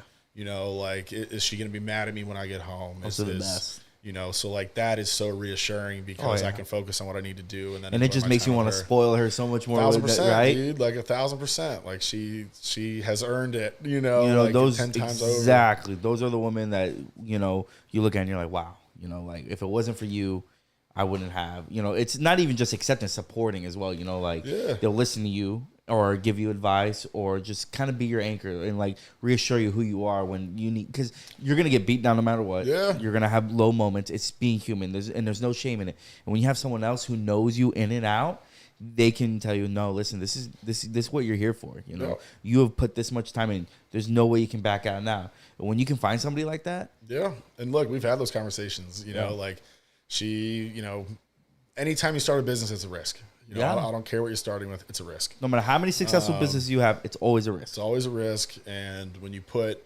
your own money and your own time into it, it's an even bigger risk. So, you know, to have somebody that, you know, she's more confident than I am that everything is going well, you know, and she's so awesome. And I'm truly lucky to have Danielle, and she's my biggest supporter. You know, she will come and help out at work. Yeah. She'll, you know, I was giving her a hard time. She's working the snack bar at one of our events the other night. You know, you know, we've been fortunate that I think this business is on an amazing path, and it's going to do very well. So we're very happy. Well, this is a different risk for you too, because this is not like your previous business. This one's something that's catering to the kids. It is. You know, something that you've learned through your past experiences, obviously. Yeah. So it's got to be fun for you as well. It is fun, but there's no roadmap. You know, like I can't say, all right, I'm just going to kind of move like these guys move. No, in my own that's why I area, said you're on the right? front line. So you are on the edge right before it becomes a thing. Yeah. Because it's already a thing for NFL, for Right. college, all these other places. But for gaming right now, you're the front line, you know? So, you know, that can be a little bit unnerving, but you course. just got to have the confidence to just keep it moving and keep grinding and hustling. And, you know, I'm very fortunate that it so far has really worked out for us. And, you know, man, we've been open for 3 months and we have I think we'll probably be profitable this month. You know, that's a retail business. Is this your first month you'd be profitable? Mm-hmm. That's good. So that's really good. 3 months, 4 man. That's months of a new concept retail business. Woo, man, that's an achievement right there. Yeah, I mean, originally we were planning on not being profitable for a year. That's usually how it goes, and that's when you have experience. And in 3 years is when you start getting about your food or your nowadays. Yeah. Now with social media, it's about three to five. Back then it was about 5 to 10 where you can start seeing your profits of like enjoying the fruits of your profits. You know, being profitable is different than going out, taking that vacation like you said you want to, you know, doing all these things. We're growing, right? Exactly. Like I want to open the next one. Exactly. Well, I need to prove that this one works, right? This is a proof of concept. So the faster I can do that, the faster I can go raise money and go put up the next 3. You know, and lock down our corner of the U.S. is, you know, for Esports Players Club. And if you're going to put one up, you got to come compete in my neighborhood. You know? Exactly. And, I like that, yeah. You know, so that's really what our goal is. And there's definitely some competition in the space, but I truly believe that there's nobody that does it like we do it, especially with our focus on the academy side. You know, there's really that's what really nobody got me doing there. that. I sat there and I was like, I see what he's doing. And I was like, I like that. I like that a lot. I think a lot of people in the industry they cater to the hardcore gamer that's 22 to 35 years old. Yeah. To me, my target demographic for our memberships is 7 to 16 years old. Those are the ones you want. You know, those are the families that are looking for something for their kids. They want to get them involved with further education.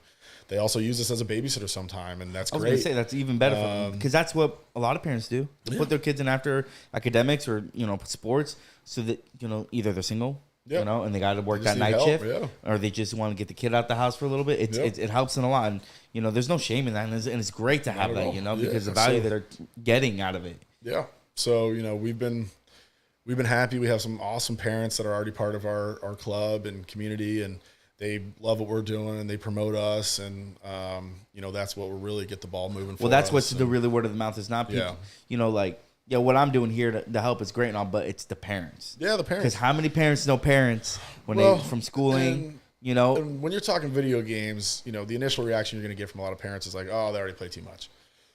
When it's coming from another parent. That's what I was going to say, yep. And they're like, well, this is what it's done for my kid.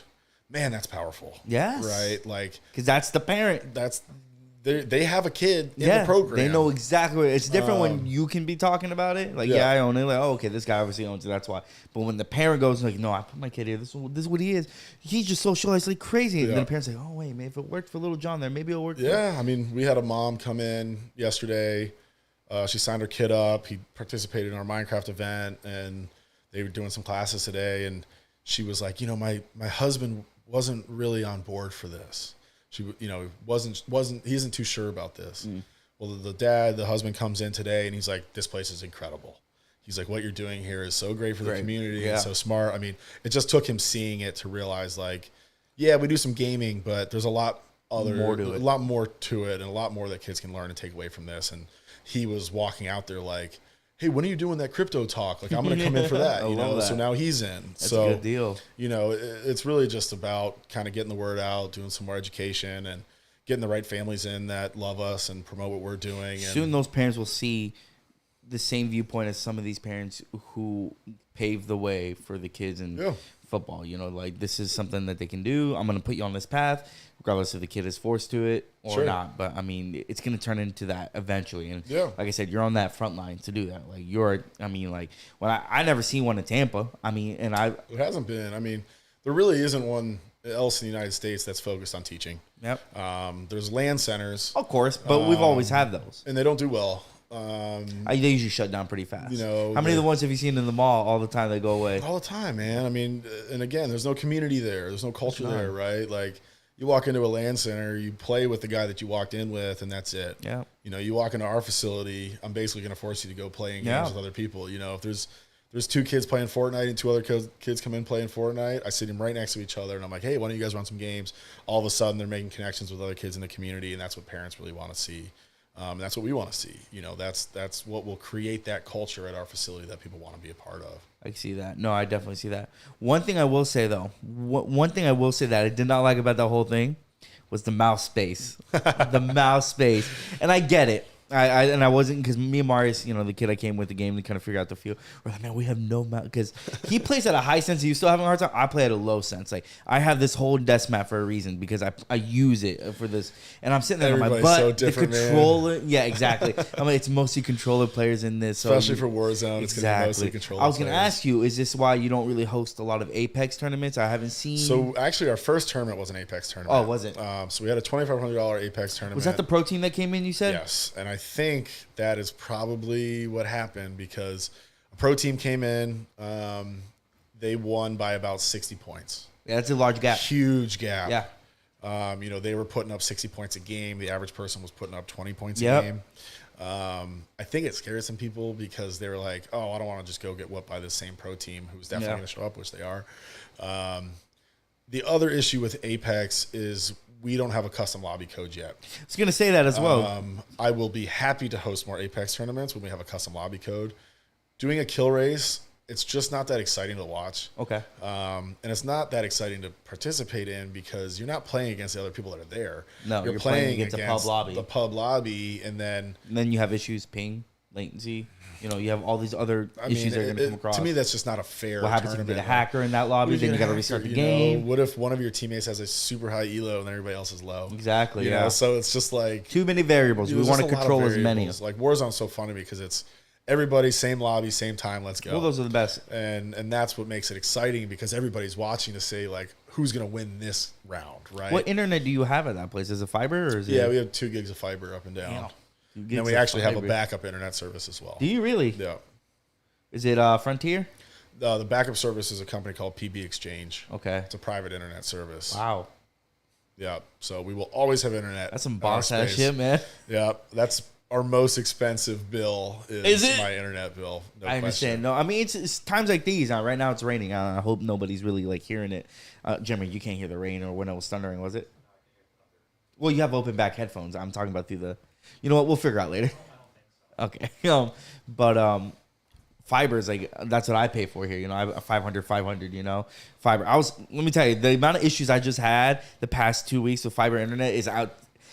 I've never had it. I almost went back to Spectrum, but we got it all fixed. We figured it out. It was a card, I guess, or something like that. And then it just wasn't working well, but we got it all fixed. But I'm going to say, you know, you probably have fiber over there for reliability of the internet. Yeah. So we have 180 fiber drops in the building. Wait, what? We have 180 fiber drops in the building. Yeah. And I'm assuming you want to get big as a company. Imagine how much more he's going to have. Yeah. You know, this man's going to open up his own internet, man. That's his have next my own venture. server somewhere for sure. But no, dude, I mean, look, we can't give that lag excuse to anybody. You know, that's the last thing we can have is like, you know, somebody coming in, oh, my PC's lagging. It's like, no, it's not. No, it's not, man. You got no. Trust me, I'm telling you right now. You know, we can download a 100 gig game in like 8 minutes. Yep. Which is definitely Warzone. Yeah. Well, every Warzone update's 100 gigs. So oh my God, like, it's ridiculous. You know, really, that's why. Honestly, online gaming doesn't use that much bandwidth. It doesn't, right? Downloading games uses a ton of bandwidth. Yes, yeah. And that's really why we have it. It's just because, dude, there's updates every week. Almost every time, especially when it comes to like these battle royale games. Yeah. There's always something new content being made, thrown in there, so you got to always update every other week. Then you throw in the launchers. Now they all have their own individual launchers. It's all segregated. And 41 and then 10 consoles, 12 consoles. He's got a lot. You know, it's you need a lot of upload speed. You know, most people, if they do 500 megs download, maybe they get 200 up. You know, we're 2 up, 2 down. So it's a lot, but have to have it. That's like it's as important as our power bill, like no question. Oh, without a doubt, you know. And I didn't really realize how important internet was until I really got in it, because you don't really dive into the tech stuff until you need to, you know. So when I started getting into gaming in the beginning of COVID, I was like, oh, that's why we have so many internet drops. Yeah. Oh, that's why. Oh, there's a thing called upload speed. Right. That's different from download. Oh, what does that mean? Well, especially if you're a streamer, right? Yeah. Because your upload's super important. I didn't know that. I didn't know that till like halfway through. You know, thank God for him, because he's like, oh, well, what's your upload speed? I'm like 200. He's like, well, check it. It was like 100. I was like, And then you figure out like there's different categories of Ethernet cables. You got like Cat 7, Cat 6, Cat 7A, Cat 8. You know, it goes up. Thank God we've got Uday at our spot. He is the smartest man I know. All credit to him on anything technology based in our building. The guy's a genius. I saw him, right? Yeah. He's the darkest skinned fellow? Yep. He's an Indian dude. Indian, awesome. I knew it. I wasn't going to say anything, but I knew it, man. I knew an Indian. We went to high school together as well. Very nice guy. Dude, he is very the smartest respectable guy. Super respectable, super respectful. I mean, I watched him, like I told you, I people watch, and I watched him interact with everybody in that room I was in. Same thing. Hey, man, how's it going? And I'm like, wow, man, this guy's so nice. And he's also like Mr. Calm, Cool, Collected when anything's going wrong, too. Like, he's got those are the guys you want. So, all the props in the world to him. So what guys do you have to keep that, that factory oiled and running? What guys do you have that are mandatory? Yeah, so Uday, he's number one, tech guy. I mean, this is probably the smallest project he's ever done. I mean, he's way more advanced than probably some we light can work even for him. do. This is light work for Uday. Lewis, who is our graphic design teacher, he also does a lot of our marketing. Super instrumental to everything that we do. Anthony, who's our coding instructor, he came in a month ago and immediately started teaching our most popular class. Most parents try Which is coding? Yep. And that's the one you're doing on Minecraft and Roblox? Yep. Or? Wow. Yep. So graphic that's your design, most popular class, huh? Yeah, probably graphic design and Roblox are our most popular class, or coding are our most popular classes. By like a huge like. I would say our FPS coachings are not far behind that. Valorant, Fortnite, Warzone, we get a lot of coaching sessions in, and that would be mainly done with JD. JD's the man, Mr. Do-It-All. I met him, right? Yeah, he was doing the commentary for the Warzone tournament, so he was back in the stream room. He's super competitive, yeah. Yep, very good. I can see he's competitive the way he was. Very good player, but, I mean, military guy, handles himself super well, Mr. Reliable. Yeah, I didn't see much of him because he was doing broadcasting, He was right? in the back room. I figured, yeah. He was the one organizing the lobbies and everything like that. Yeah. And, I can tell he's very, like, cutthroat, and that's probably his military background. Well, not like me. Like, he's like, well, what's the problem? Let me attack it. During the Warzone tournaments, he gets a little stressed because, dude, organizing 30, 40 people into one lobby with different tags is stressful. Well, he handled it well because I didn't see him as stressed. I saw him as like, what's the problem? Let's handle it, He does an awesome job with kids and coaching, and, like, he's the guy. If I need him at 2 a.m, he's going to be there, I love those guys. That's that guy. Yep. I love having those friends that you can call. Have them. In a startup, dude, like, that's what you need. Everybody needs to be that guy. But him in particular, I mean, he's just the guy that he will drop whatever he's doing and come right over to fill whatever we do. Now, are you? Do you have any co-owners or anybody who's? Me and my brother started this one. Okay. Now, has he invested as well in the previous two businesses you have? Nope. So this is really, I opened it up to him because he's my brother. Okay. There was plenty of people that were offering to contribute to this. I didn't really want to take outside money for this just because I wanted to have total control in an industry where it hasn't been done before. There's always something to learn from other people in other industries and stuff like that. But I've also had some bad partners in my past where they don't know what they're doing, but yet they want to control everything because it's cool, and it creates a lot of problems. I've seen so many of those in like my family business.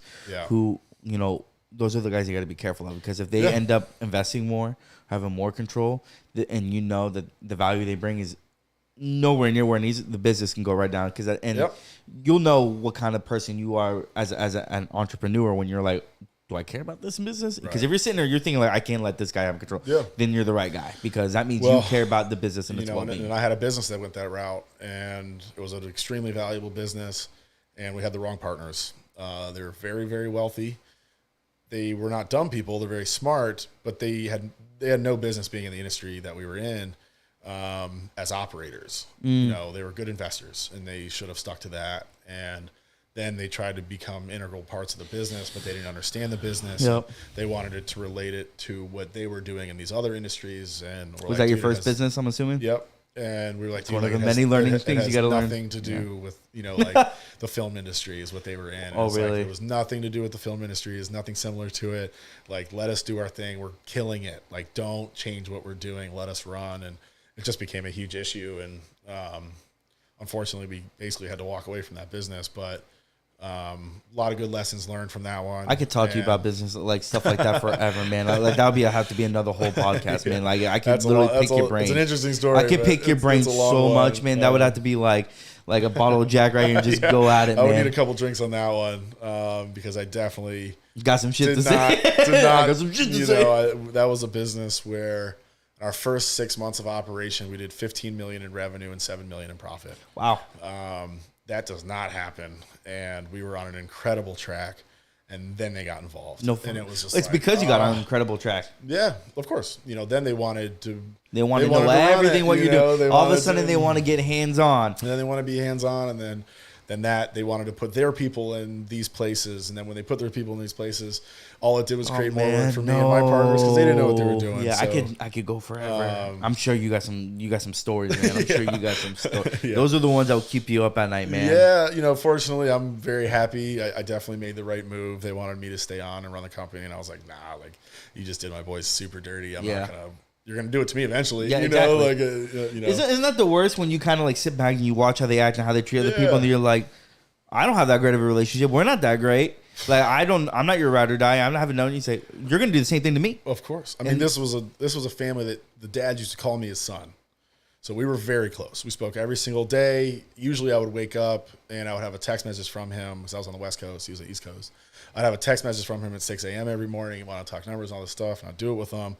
I mean, I spent an ungodly amount of time with these people, and then at the drop of the hat, they just flipped, and those hurt, man. They went against my partners who I grew up with, and I was like, I'm not siding with you guys. Like, there's no shot. Like, you're screwing them over. Yeah. I mean, I can. That hurts. It's a long story, but they totally screwed them over, and it was straight highway robbery.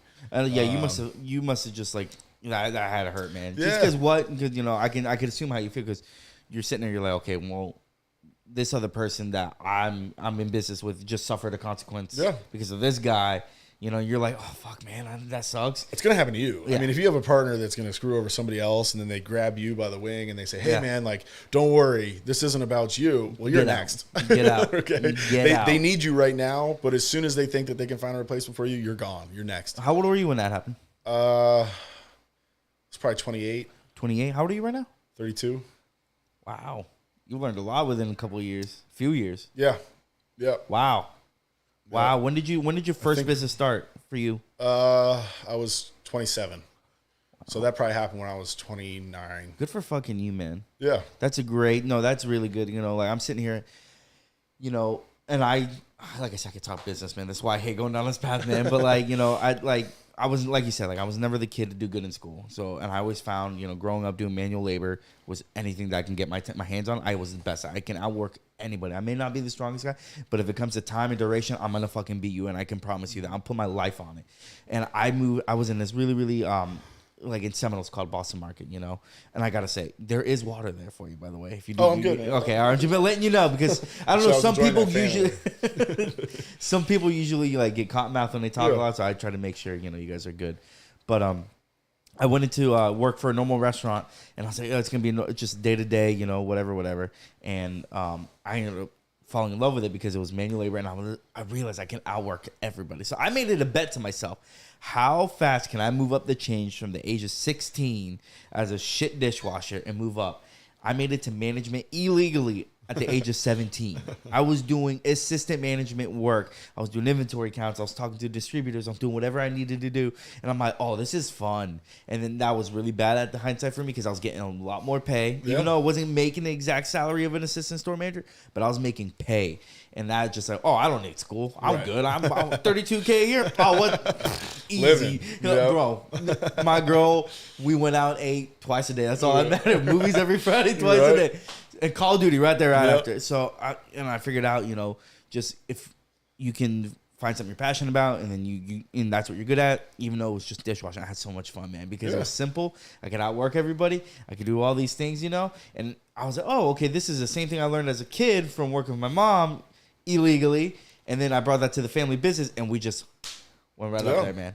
And the confidence that gives you as a worker, right, is through the roof. So, no, I mean, that stuff's great, and I think kids getting some work in young is really healthy and good for them. I love it. I think every kid should do. I think at least once on the weekend or in summer, throw them to your parents, let them work. It just teaches you respect too, right? Like, how many times did you? I mean, I'm sure you had your mother and father involved in your childhood, right? I don't. Yep.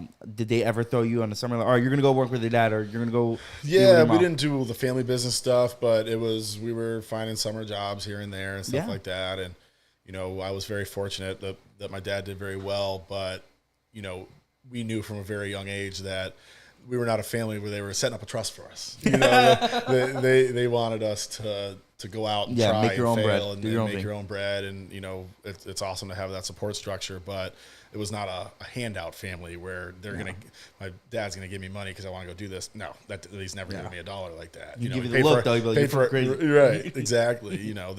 They took amazing care of us. They sent us to private school. We paid for our college, and then it was, all right, guys, go make it.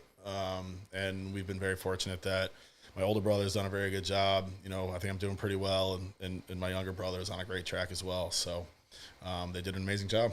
Wow. You guys have done, it seems like very well, actually, especially for you guys. I mean, your brother, the one who's invested in Tampa here, does he live in Tampa?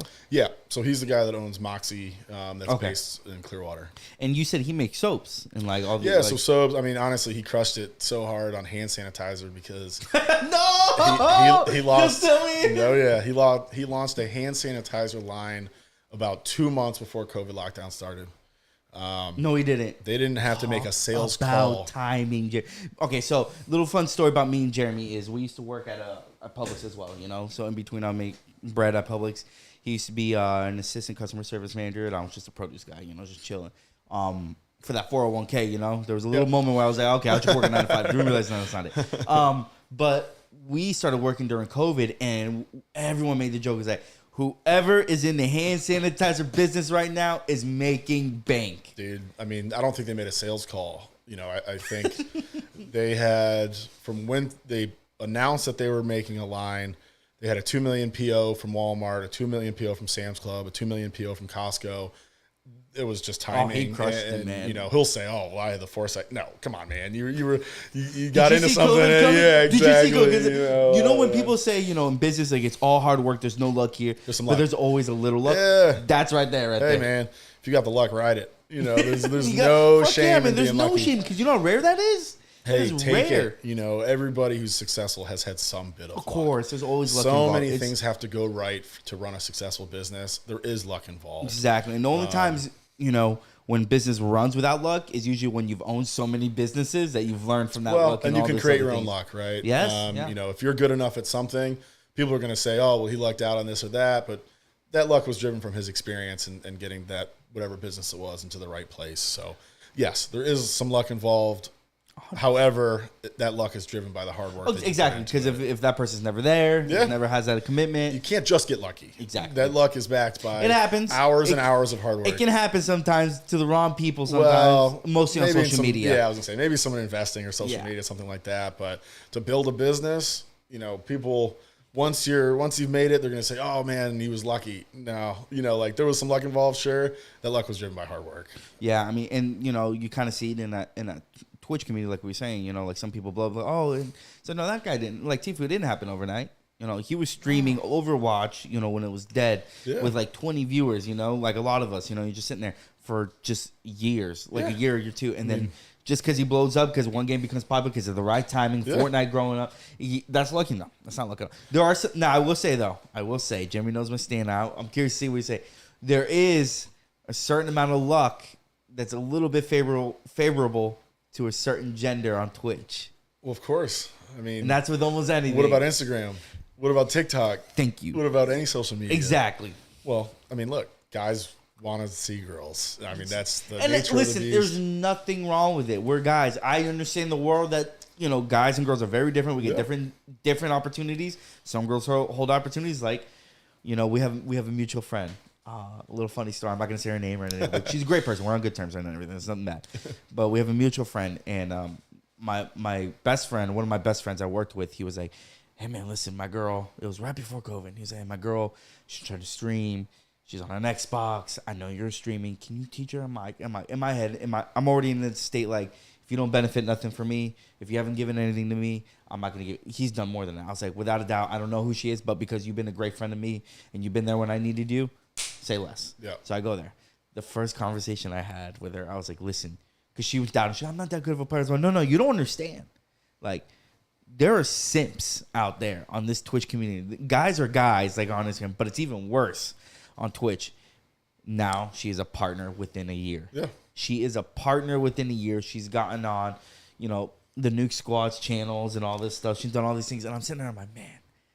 Well, I think part of the reality is guys will pay to watch girls. I'm gonna say, and I can't get mad because I'm a guy, and girls I know damn well if I was one of them, I'd do the same thing. Girls don't pay to watch guys. No. Guys are easy to watch. They're everywhere. Well, hold on. I'm just the fucking weirdos out there that do pay. Well, you're right. Some of that, but, any recognition you get, thanks for the 100 biddies, you're right. sitting there and you're like, she's a money. I mean, if you look at everything on social media, it's like everything. It's catered from women to men because guys will pay. Exactly, because we're all simps. Yeah, that's right. We're all so, simps. I mean, at some point, I'm not going to mention it, but there's a whole company and that's the whole basis of it. And there's girls making tens of millions of dollars a year. So, Which she started, she did that too. She figured out the opportunity there. Never put up a nude though. Bro, you got that guy. Never put up a nude. You got that girl, Bad Barbie, whatever it was, the Dr. Phil girl, Catch Me Outside. Oh my God, yeah. She made $52 million this year. Yep. Okay? Like, she made $1 million in her first 6 hours. I know, man. I know. That cannot happen the other way around. There is not a guy in the world who could do that. No, there's no way. I mean, like, maybe like a band, maybe a boys like the Beatles back in the day, like stuff not like even, that, bro. But like, not even a single person. It's still guys buying those right. tickets. Yeah, you're man. right. Like, you're probably right. It's guys taking the girls on dates to see the Beatles. Damn. So it's like, that's just how marketing's always been. Where if you market a product to men, it's going to sell a lot better than marketing to. I'm gonna say, if you want more eyes, you can get some female streamers who are growing and big. Get them in. That's what we're working on right now. Yeah, we've had a few. So it's been good. And any big time streamers, or are you just like up and coming streamers? Yeah, up and coming. I mean, which I want to say, there's nothing wrong with up and coming streamers. No, there's a girl Liz that she was in last week. I mean, she's got a very solid subscription base on Twitch, and she's a very good player. I think it's great because the reality is that there's a lot of girl gamers out there that are afraid to be girl gamers. 100%. So having strong women in the community that are promoting it. Oh, well, it's just because I think the stigma. No, when we were growing up, that was a stigma. Yeah, girls in game, and now that it's becoming a lot more socially acceptable, you're seeing it more. They admit it more. They flex it a little bit. When I'm a girl. They should. Exactly. Because there's some demon girls out there who you just they're good, man. We got a few of our members that are female members, and they are good. Yeah, they would smoke any of us in Apex, no problem. Could you imagine if they got the opportunity of having that academy, like teaching and just tutoring and the mentoring of how to play competitively at a young age? Because we all know you have a certain for anybody who doesn't know, any parents, because I'm assuming a lot of parents are gonna be watching this just for the connections that I'm referring to, because I want to reach just the parents. Is anybody who doesn't think esports is not a competitive sport, it is very much a competitive sport. Extremely. It's just like any other sport. It's heavily based on reflex time as well, which you only have a certain amount of time in your youth before it starts dwindling. And I believe, if you want to double check, Jeremy, it's the age of 23 is when men's... So they peak between 16 and 18. I think that's wrong, but we'll figure it out. We're going to use Google. No, just kidding. Maybe goes up to 22, but that's of course, but it's so that makes the point even more if that's the case, because there's such a fine window you got to tune in, and these girls who've been afraid, who don't maybe have a stigma to go and learn and get better. Imagine, it really kills me knowing that there's no big names as girl streamers who are like, oh, she's the best. It's only a matter of time before we have the best Apex gamer and a girl who's holding the #1 rank because she's gotten those opportunities. And a huge part of it too is just like online gaming as a girl is rough, man. As soon as they talk into the mic, they get roasted by 20 guys in the chat. Isn't it? Yeah, that sucks. And it's gross. And you won't get that in LAN, though. I promise you that. You don't get it in LAN. At your place, you're not going to get it in LAN. They all want to be friends. 24. Yeah, 24. A little older. A little older, yeah. But yeah, I mean, and it's genetics as well. Genetics will play a role as well. There's some kids out there, and you've seen it. You're just like, God, that's godly. I think you do have one kid right now that you guys are really. Angel, who played against. That's the one who was sitting across from me, I believe. Long hair. Yep. Blonde. Those two kids, both Latino. They're Latin, I believe, right? Angel Abdel. I know Latin when I see one. I'm like, those kids are Latin. He's Puerto Rican. Puerto Rican. Awesome they speak Spanish? Kid. Yeah. Awesome kid. Awesome. His dad is like the coolest guy. Totally supports what his son is doing. Was the dad the guy with the bust head. Yep. So that was the guy that kept coming in. I thought he worked for you, but he's the parent. He's Angel's dad, and he subbed in because one dude no showed, so he played with another kid at the building that night. Just such an awesome family. Is he your best one? Our best player. He's the best player at that age, no question. That's what I was going to ask. There's some really good players that come in for sure, but he is the most talented at his age. Because I spectated him. Like I didn't get the chance. I kind of was looking forward to die by him. I kind of wanted to get shit on by him. Good. But I ended up dying. I think I died to what was Guns. It? Who? Guns. We almost got Guns out actually. So this was a horrible comm, and it kind of pissed me off because I knew it was Guns because I saw his movement, I saw his skin. I was like, that's him. We got his teammate out, all right, on the boat. They were crossing from bottom of Nova, and we rotated at the right time. And I was like, no, someone's gonna be rotating. We got his partner, we got him down. Guns just flew back in. I'm like, let's get him out now, right? We waited a little too long. My partner was waiting a little bit long. I hopped down. I ran out of mouse space. I hit the leg of the monitor, so I hit it, and it was a shit show. Anyways, I thought I would die by I think it's Angel. You said it wasn't Angel, but I think Angel actually killed him later on, or somebody killed him, and I ended up spectating him. His reflex time is crazy. Angel's nuts, dude. It's crazy. He's really, really good. I mean, he's just got that. He's got the skill set. He does, man. Has he played on mouse and key before? So normally he plays claw on controller, but he can switch over to mouse and keyboard like mid game, like no problem. There's no kid playing station. I mean, there are kids who do play stationary or who are still good, but it's either you got to scuff with buttons, paddles, any short triggers. You got to have the paddles. Yeah, I mean that's and let's see what do you. I'm gonna say my opinion first. That way you know I'm not coming from a bias when I ask you this, but. When I was coming up, when I got back in PC gaming, all my friends had PCs, and I was on controller. No, get a mouse and key. Bro, it's so much easier to game on mouse and key. Then I figured out that nobody, because I was still playing, just you let go of your thumbstick to jump or whatever. And I was like calling everybody who jumped a hacker because I was like, there's no way you can do that. There's no way. Then I realized there's these things called paddles. Xbox. You don't have to have a scuff. Xbox offers one. It's the Elite. You get the paddles. You get a PowerA one for $30. And I was like, what the hell? You can buy a little PlayStation add-on that plugs in the USB on the front, and then it gives you 2 extra paddles. And I was like, okay.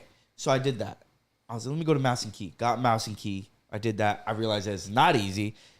Farther range engagement, it's really dependent on the game, honestly. And then I got the Battle Beaver. I was like, oh, that's way easier to game on a controller. Then I realized it's really not the controller that makes it easy. It's the game that makes it easy and the level of aim assist that it gives you in the TTK. Because I can tell you what, any person who plays Apex on controller is great. And they can probably shit on most COD players when it comes to that.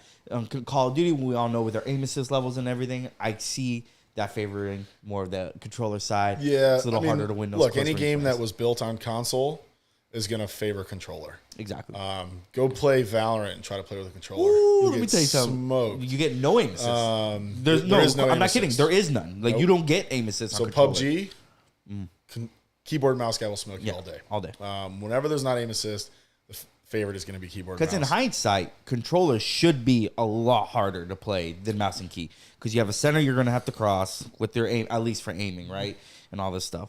But now that's not the thing anymore. It's the movement to me that's a lot harder, like in Call of Duty, controller or on mouse and key. Really? Wait, it's harder on mouse and key for you? For me, because I grew up as a controller guy. Oh, man. Now my aim on a mouse is fantastic. Pretty good.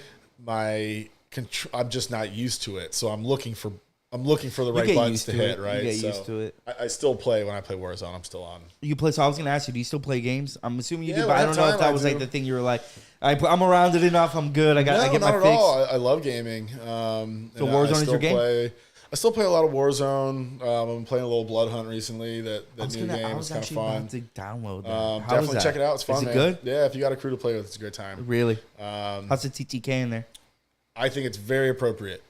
Not as long as Apex, not as short as Warzone, I'm assuming. It's like right in between or correct. not? Correct. So Apex to me is not my favorite because of the TTK. Oh, yeah. And do you play with it on controller? Yeah. It's so hard on controller. And dude, if I have to use 3 clips to down a guy, I'm out, man. I promise you, if you gave it, I mean, I don't know, but maybe it's a mouse and key thing. But we all know there's some controller demons out there, like Doll 2. She got Nick Merckx who hopped on Apex, and they're super good at it.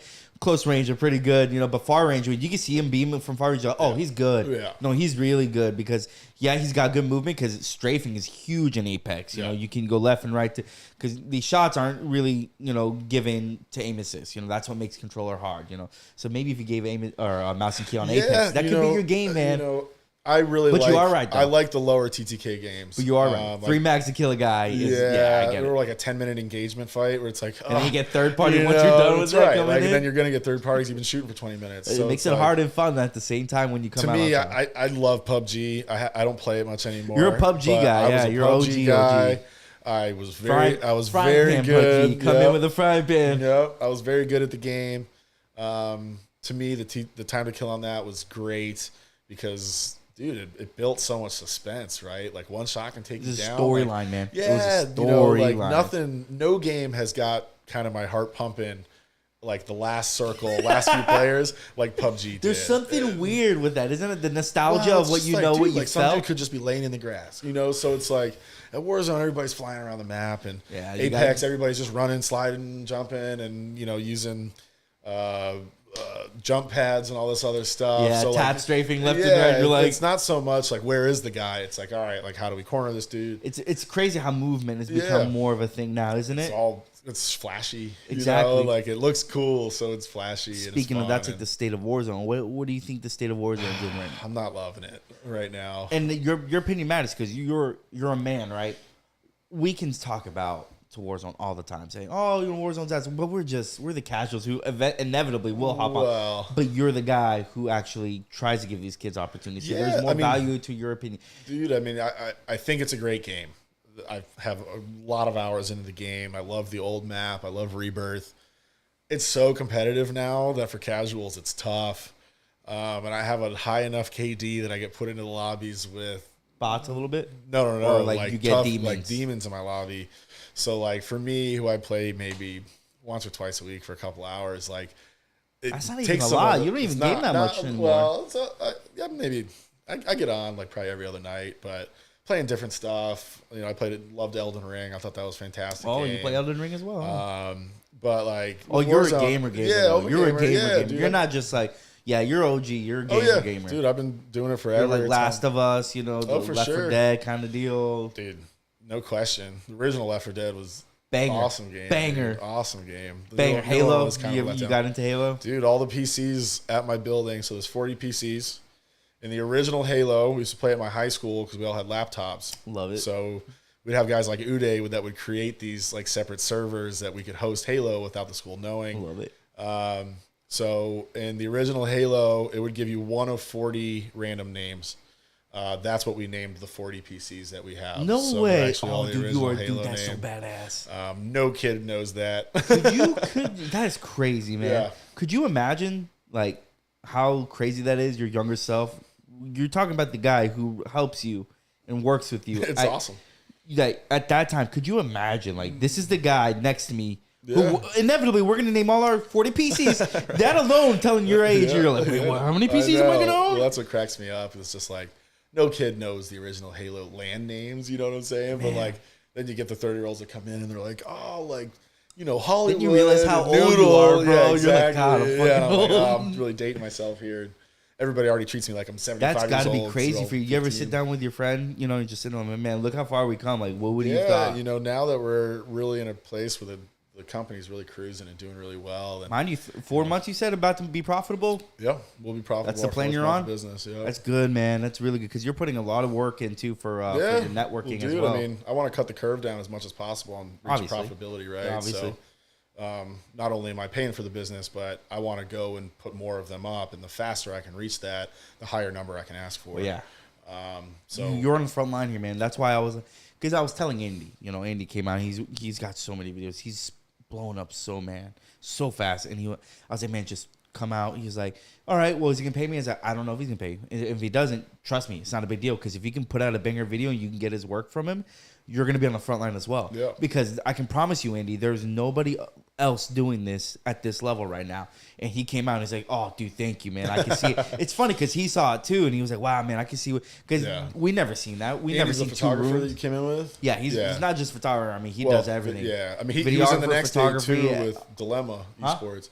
He came in the next day to do that. I heard everything. We don't got to get into that. I don't want to put anybody I like those on guys. blast. There was no bad blood. I don't want to put anyone on blast, but I know everything. I'm sitting there. I'll be like, I'm sure the eyes on your back of your head are like, all right. No, I held it down for him. I didn't mention his name or anything like that. But no, you know, that's part of the game, and that's something I'm used to. Where it's like, you know, when people see that you're doing something, they want to kind of attach to it. And there is no bad blood. I'm still working with the Dilemma guys. It was just messaging, you know, where it was like, hey guys, this is our facility, and you know, you guys can train here. And I didn't want to bring up anything unless no, it's totally fine, dude. And like I said, Alan, who runs Dilemma, is an awesome guy. Yeah. You know, it was a miscommunication. Well, I mean, it's for that reason as well. I mean, Andy was confused as well. He's like, wait, so who owns this? And I was like, no, Alex owns it. Trust me, Alex owns it. I'm pretty sure, you know. And then we figured out everything and all that situation. But speaking of, he's actually, I think, in the middle of editing the video right now. Oh, cool. Yeah, I'm excited to see it, man. And like I said, those guys were awesome, and I'm excited to work with them and do things in the future. Man, they're hilarious too, and they're all gamers too. That Tristan who say longer, he's the gamer. You know, he sat there. He does a lot of my actual editing for me as well. You know, but you know, it's crazy to see this finally. You know, it makes me happy knowing that the parents can throw their kids on a route. That's really good for them. And if that isn't a question of what if. No, it's a thing now. Like you're just seeing the beginning of it. You know, that's like when Facebook came out. It's like, oh, is Facebook going to be MySpace? You're like, no, it is beating MySpace now. But what can it be? And that's what you're on right now. You're like, no, it can be done. It's being done. But you're here now. So your plans, what, open up a few more, get them out, you know, then what, like kind of like coast off a little bit? There's no coasting off. Or do you have the entrepreneur bug where you just want to get bigger? I mean, look, I want to grow the thing as big as I can and hopefully eventually, you know, sell it for a big ticket and go to the next one. Yeah. Any other businesses you want to venture in that's always had your mind? You know, some little stuff, some NFT projects and stuff that I'm working on and stuff like that. But fortunately, nothing I can really delve too much into. Are you investing in? Obviously, I'm assuming you're invested in Bitcoin, probably. Yeah, I do a little crypto stuff. Done well for me. Lost some, made some. It's the story of every investor right there. You know, it's I'm a millionaire now. I'm not day trading. You know, if I'm going to do it, I'm going to hold on to it. To me, it's. What about NFTs? You know, NFTs I haven't gotten into as much. Imagine, man, an NFT of the kids that you're helping, you know, grow. Yeah, you know, to me, an NFT has value when there's something to be utilized behind it. Yep. You know, I see a lot of these NFTs, you know, Bored Apes, and I get it. You know, I understand why those are so successful and big and what they've built and the marketing that they've done. And I completely get that. You know, what I also see is a huge platform for money laundering where I can... That's how you know he's good. That's how you know he's good, because the good ones can really put themselves in the bad shoes and be like, how could I really make some money? Well, the reality is, dude, all crypto comes from the drug market. So, you know, if you track it, like, it's a drug currency. And the whole point of it was so that people could buy and sell drugs across from the United States to Amsterdam. And that was what they paid with. I didn't want to, I've always thought that was interesting. I never dove enough into it, but I always saw it was so simple when you hear, you're like, okay, you don't really need to dive into it, you know, but please explain some more. So, yeah, I mean, that's what it was, right? It was, hey, you know, guys were shipping drugs from Amsterdam to wherever else. That's how you paid. And, you know, that was through the Silk Road back when that was running. And no trace. There was no trace. Crypto, right? And it kind of just shows you how much our culture follows drug culture. And it has for a very long time. I mean, that's basically that's the main issue. You know? Right. And then it's privacy, right? Like, people want to be able to move their money freely without, you know, the government watching them. And when it comes to NFTs now, you know, I can take a cold wallet, right? And then let's say I have this NFT. Well, then I'm going to sell that NFT to myself on a different cold wallet. Now I've created a false value for this NFT. I've also moved money from here to there. Yep. And I can also take a loss on that. So now I can pay less taxes. I still have that same amount of money, and I just created an unreasonable value for a property that I own. That to me is where it's scary, because you know, there's a lot of kids out there who are investing who have no idea. and then they think that they've got on a good one. In reality, it's just some dude pulling the rug.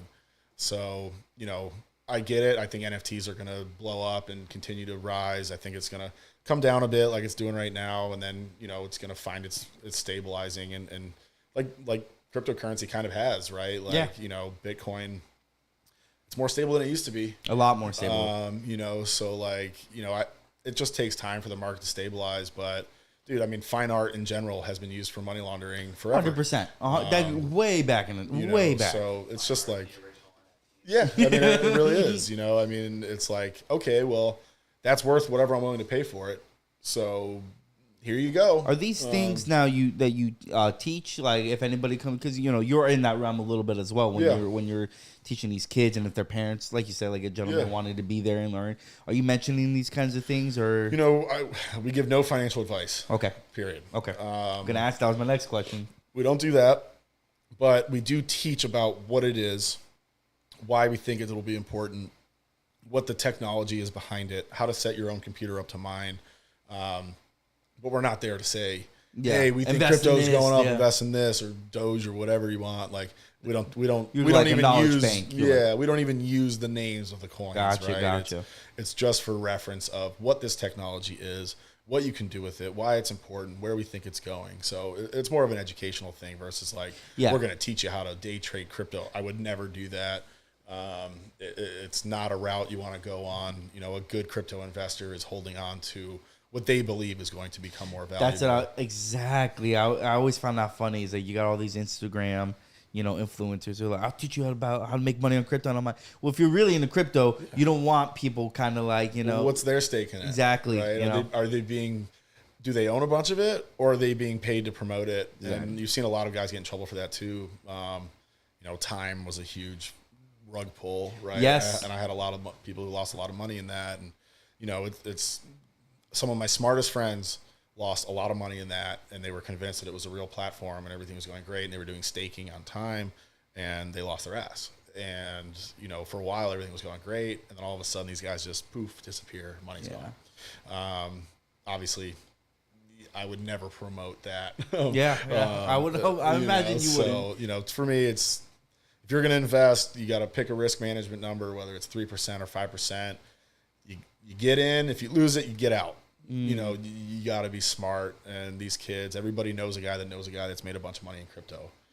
Very few people know the guy that made the bunch of money. They actually know the guy. You're right. So, 100%. It's a bunch of stories and lying on Instagram and all this stuff. And it's just people that are being paid to promote. And it's marketing, but it can be messed up when you got kids that are getting taken for whatever they've earned. And that's good that you see that, and I'm sure parents are going to ask that question later on because it's inevitable. Kids will figure out because they're kind of, even when you're gaming, you're kind of around that realm a little bit, you're just always going to be exposed to the new tech thing, and that follows in tech no matter what.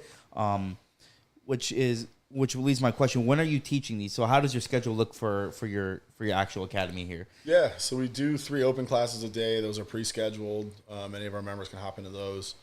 If those don't fit with the parent schedule or whatever it is, then you can book one-on-ones with any of our coaches as long as they're available that day. So usually there's like 6 or 7 windows per coach that you can sign up for a one-on-one and come in and take whatever that lesson. And then those are 3 times a week, you said? 3 times a day. 3 times a day, wow. Yeah. And then that's why you're open so long as well. That makes sense. It's not just for, you're sitting here gaming. Like when I saw the original hours, I was like, was it 12 to 11 is it? Or is it? 12 to 10, Sunday through Thursday, Friday, Saturday, midnight. So I was like, man, people are really gaming. I was like, it's not just that. You got people who are learning, taking one-on-one We have a lot of homeschool kids too, right? Yes. So they come in for classes at noon. The best thing for socializing probably too, huh? For homeschool kids? 1,000%. We have a lot. Do you really? You have a lot, huh? Mm-hmm. Wow. Yeah, homeschooling became, I think, really popular during COVID. Yeah. Can you see a little bit of antisocialness a little bit sometimes? Yeah. I mean, and the parents will be the first ones to tell you. They know. How did they bring it up to you? Oh, they'll just tell you. He doesn't get along with nobody. Right. Well, it's not even that. It's usually they're just shy. Yeah. They're just afraid to interact socially. And usually when I kind of start talking about what we do and describe, the social atmosphere that we're creating, then the parents are like, oh yeah, that's what my kid really needs. So how do you go about helping a kid to socialize? Do you pair them with another kid? Yeah, exactly. So it's just coming in, putting them in games with kids that they haven't met before. Or when we have our events that's structured with the coaches, we get 20 kids in there, and all of a sudden we pair them up on a team, and now they have to work with this guy that's sitting next to them, and then they walk away with friends that they That's have just met the real beginning. time. Yeah, and they see come back, they're a little bit more. And then they hang out, and they come to the building and hang out, and then they meet the other kids that are hanging out there all the time, and then they become friends. Wow. You know, we haven't had anybody that didn't like not the kid like that the they other were with, person. you know what I'm saying? You know, it's all these kids have the same interest, and let's promote that interest and promote the social aspect of it as much as possible. Wow. No, you have a great business there. And Thank you, man. Makes sense. Like, I'm so happy you hopped on. What time are we running on? Are we on 2 hour mark? Should tell you, 2 hour. Ooh, that's really good. Yeah, that's a really good. That flowed really nice. I could talk to you about business so much more, man. I really held myself back. We can man. do another one. Oh man, it was a pleasure, man. For anybody who has any more questions, you can do this after you leave or before you leave. You can give me your info. I'll get you linked up. I'll write where you're located and all that stuff. But one more time for the listeners, because this will be posted on Anchor and Spotify mostly, and Apple iTunes as well. Where you're located at, your name and all that. So we're Esports Players Club, located in Tampa, Florida, 1802 West Kennedy Boulevard. Anybody that's from the Tampa area or right across from UT and Duckies. You know, awesome spot in the heart of Tampa. Come check us out. Definitely will love the facility. I have no doubt. And as just because I'm assuming they're gonna go for here as well. Your plans and your memberships, or how would it go? So you know, right now before summer starts, we're offering a free play membership. That's $79.99. You come in, you game as much as you want. If you're interested in any of the events or classes that we teach, we offer our base membership. It comes with 8 tokens. You can use those tokens towards any of our classes, any of our coaching, or any of our events. So you don't have to pay tournament entry fees. It all comes from your account. You get unlimited game time at the building. Come in, hang out, game whenever you want. And then you get 2 guest passes where you can bring a buddy in twice a month. Then we offer an unlimited membership. That's unlimited tokens. Take as many classes, as many events as you want to do. Unlimited free play gaming. And then you get 4 guest passes with that as well. Wow, that's a really good way. The tokens makes it easy. Yeah, you know, it helps gamify it a little bit. And that's what I'm gonna say. You kept the authenticity in that with that. Know, so, I can see you did that. I was like, oh, that's really. I like that a lot. For the parents, you know, they can drop their kids off, 10 or older. They can drop them off. You know, go have dinner. We're probably the cheapest babysitter in town, and they're definitely gonna have the best time. All right, it was a pleasure. Thank you, everybody, for tuning in. Of course, man, it was awesome. A pleasure. This flowed really well, man. Yeah, You it was did great, great, man. You did good. Thank you. I was trying to be courteous at the time. I didn't know where you had to go or anything like that. And I know my dog Kate.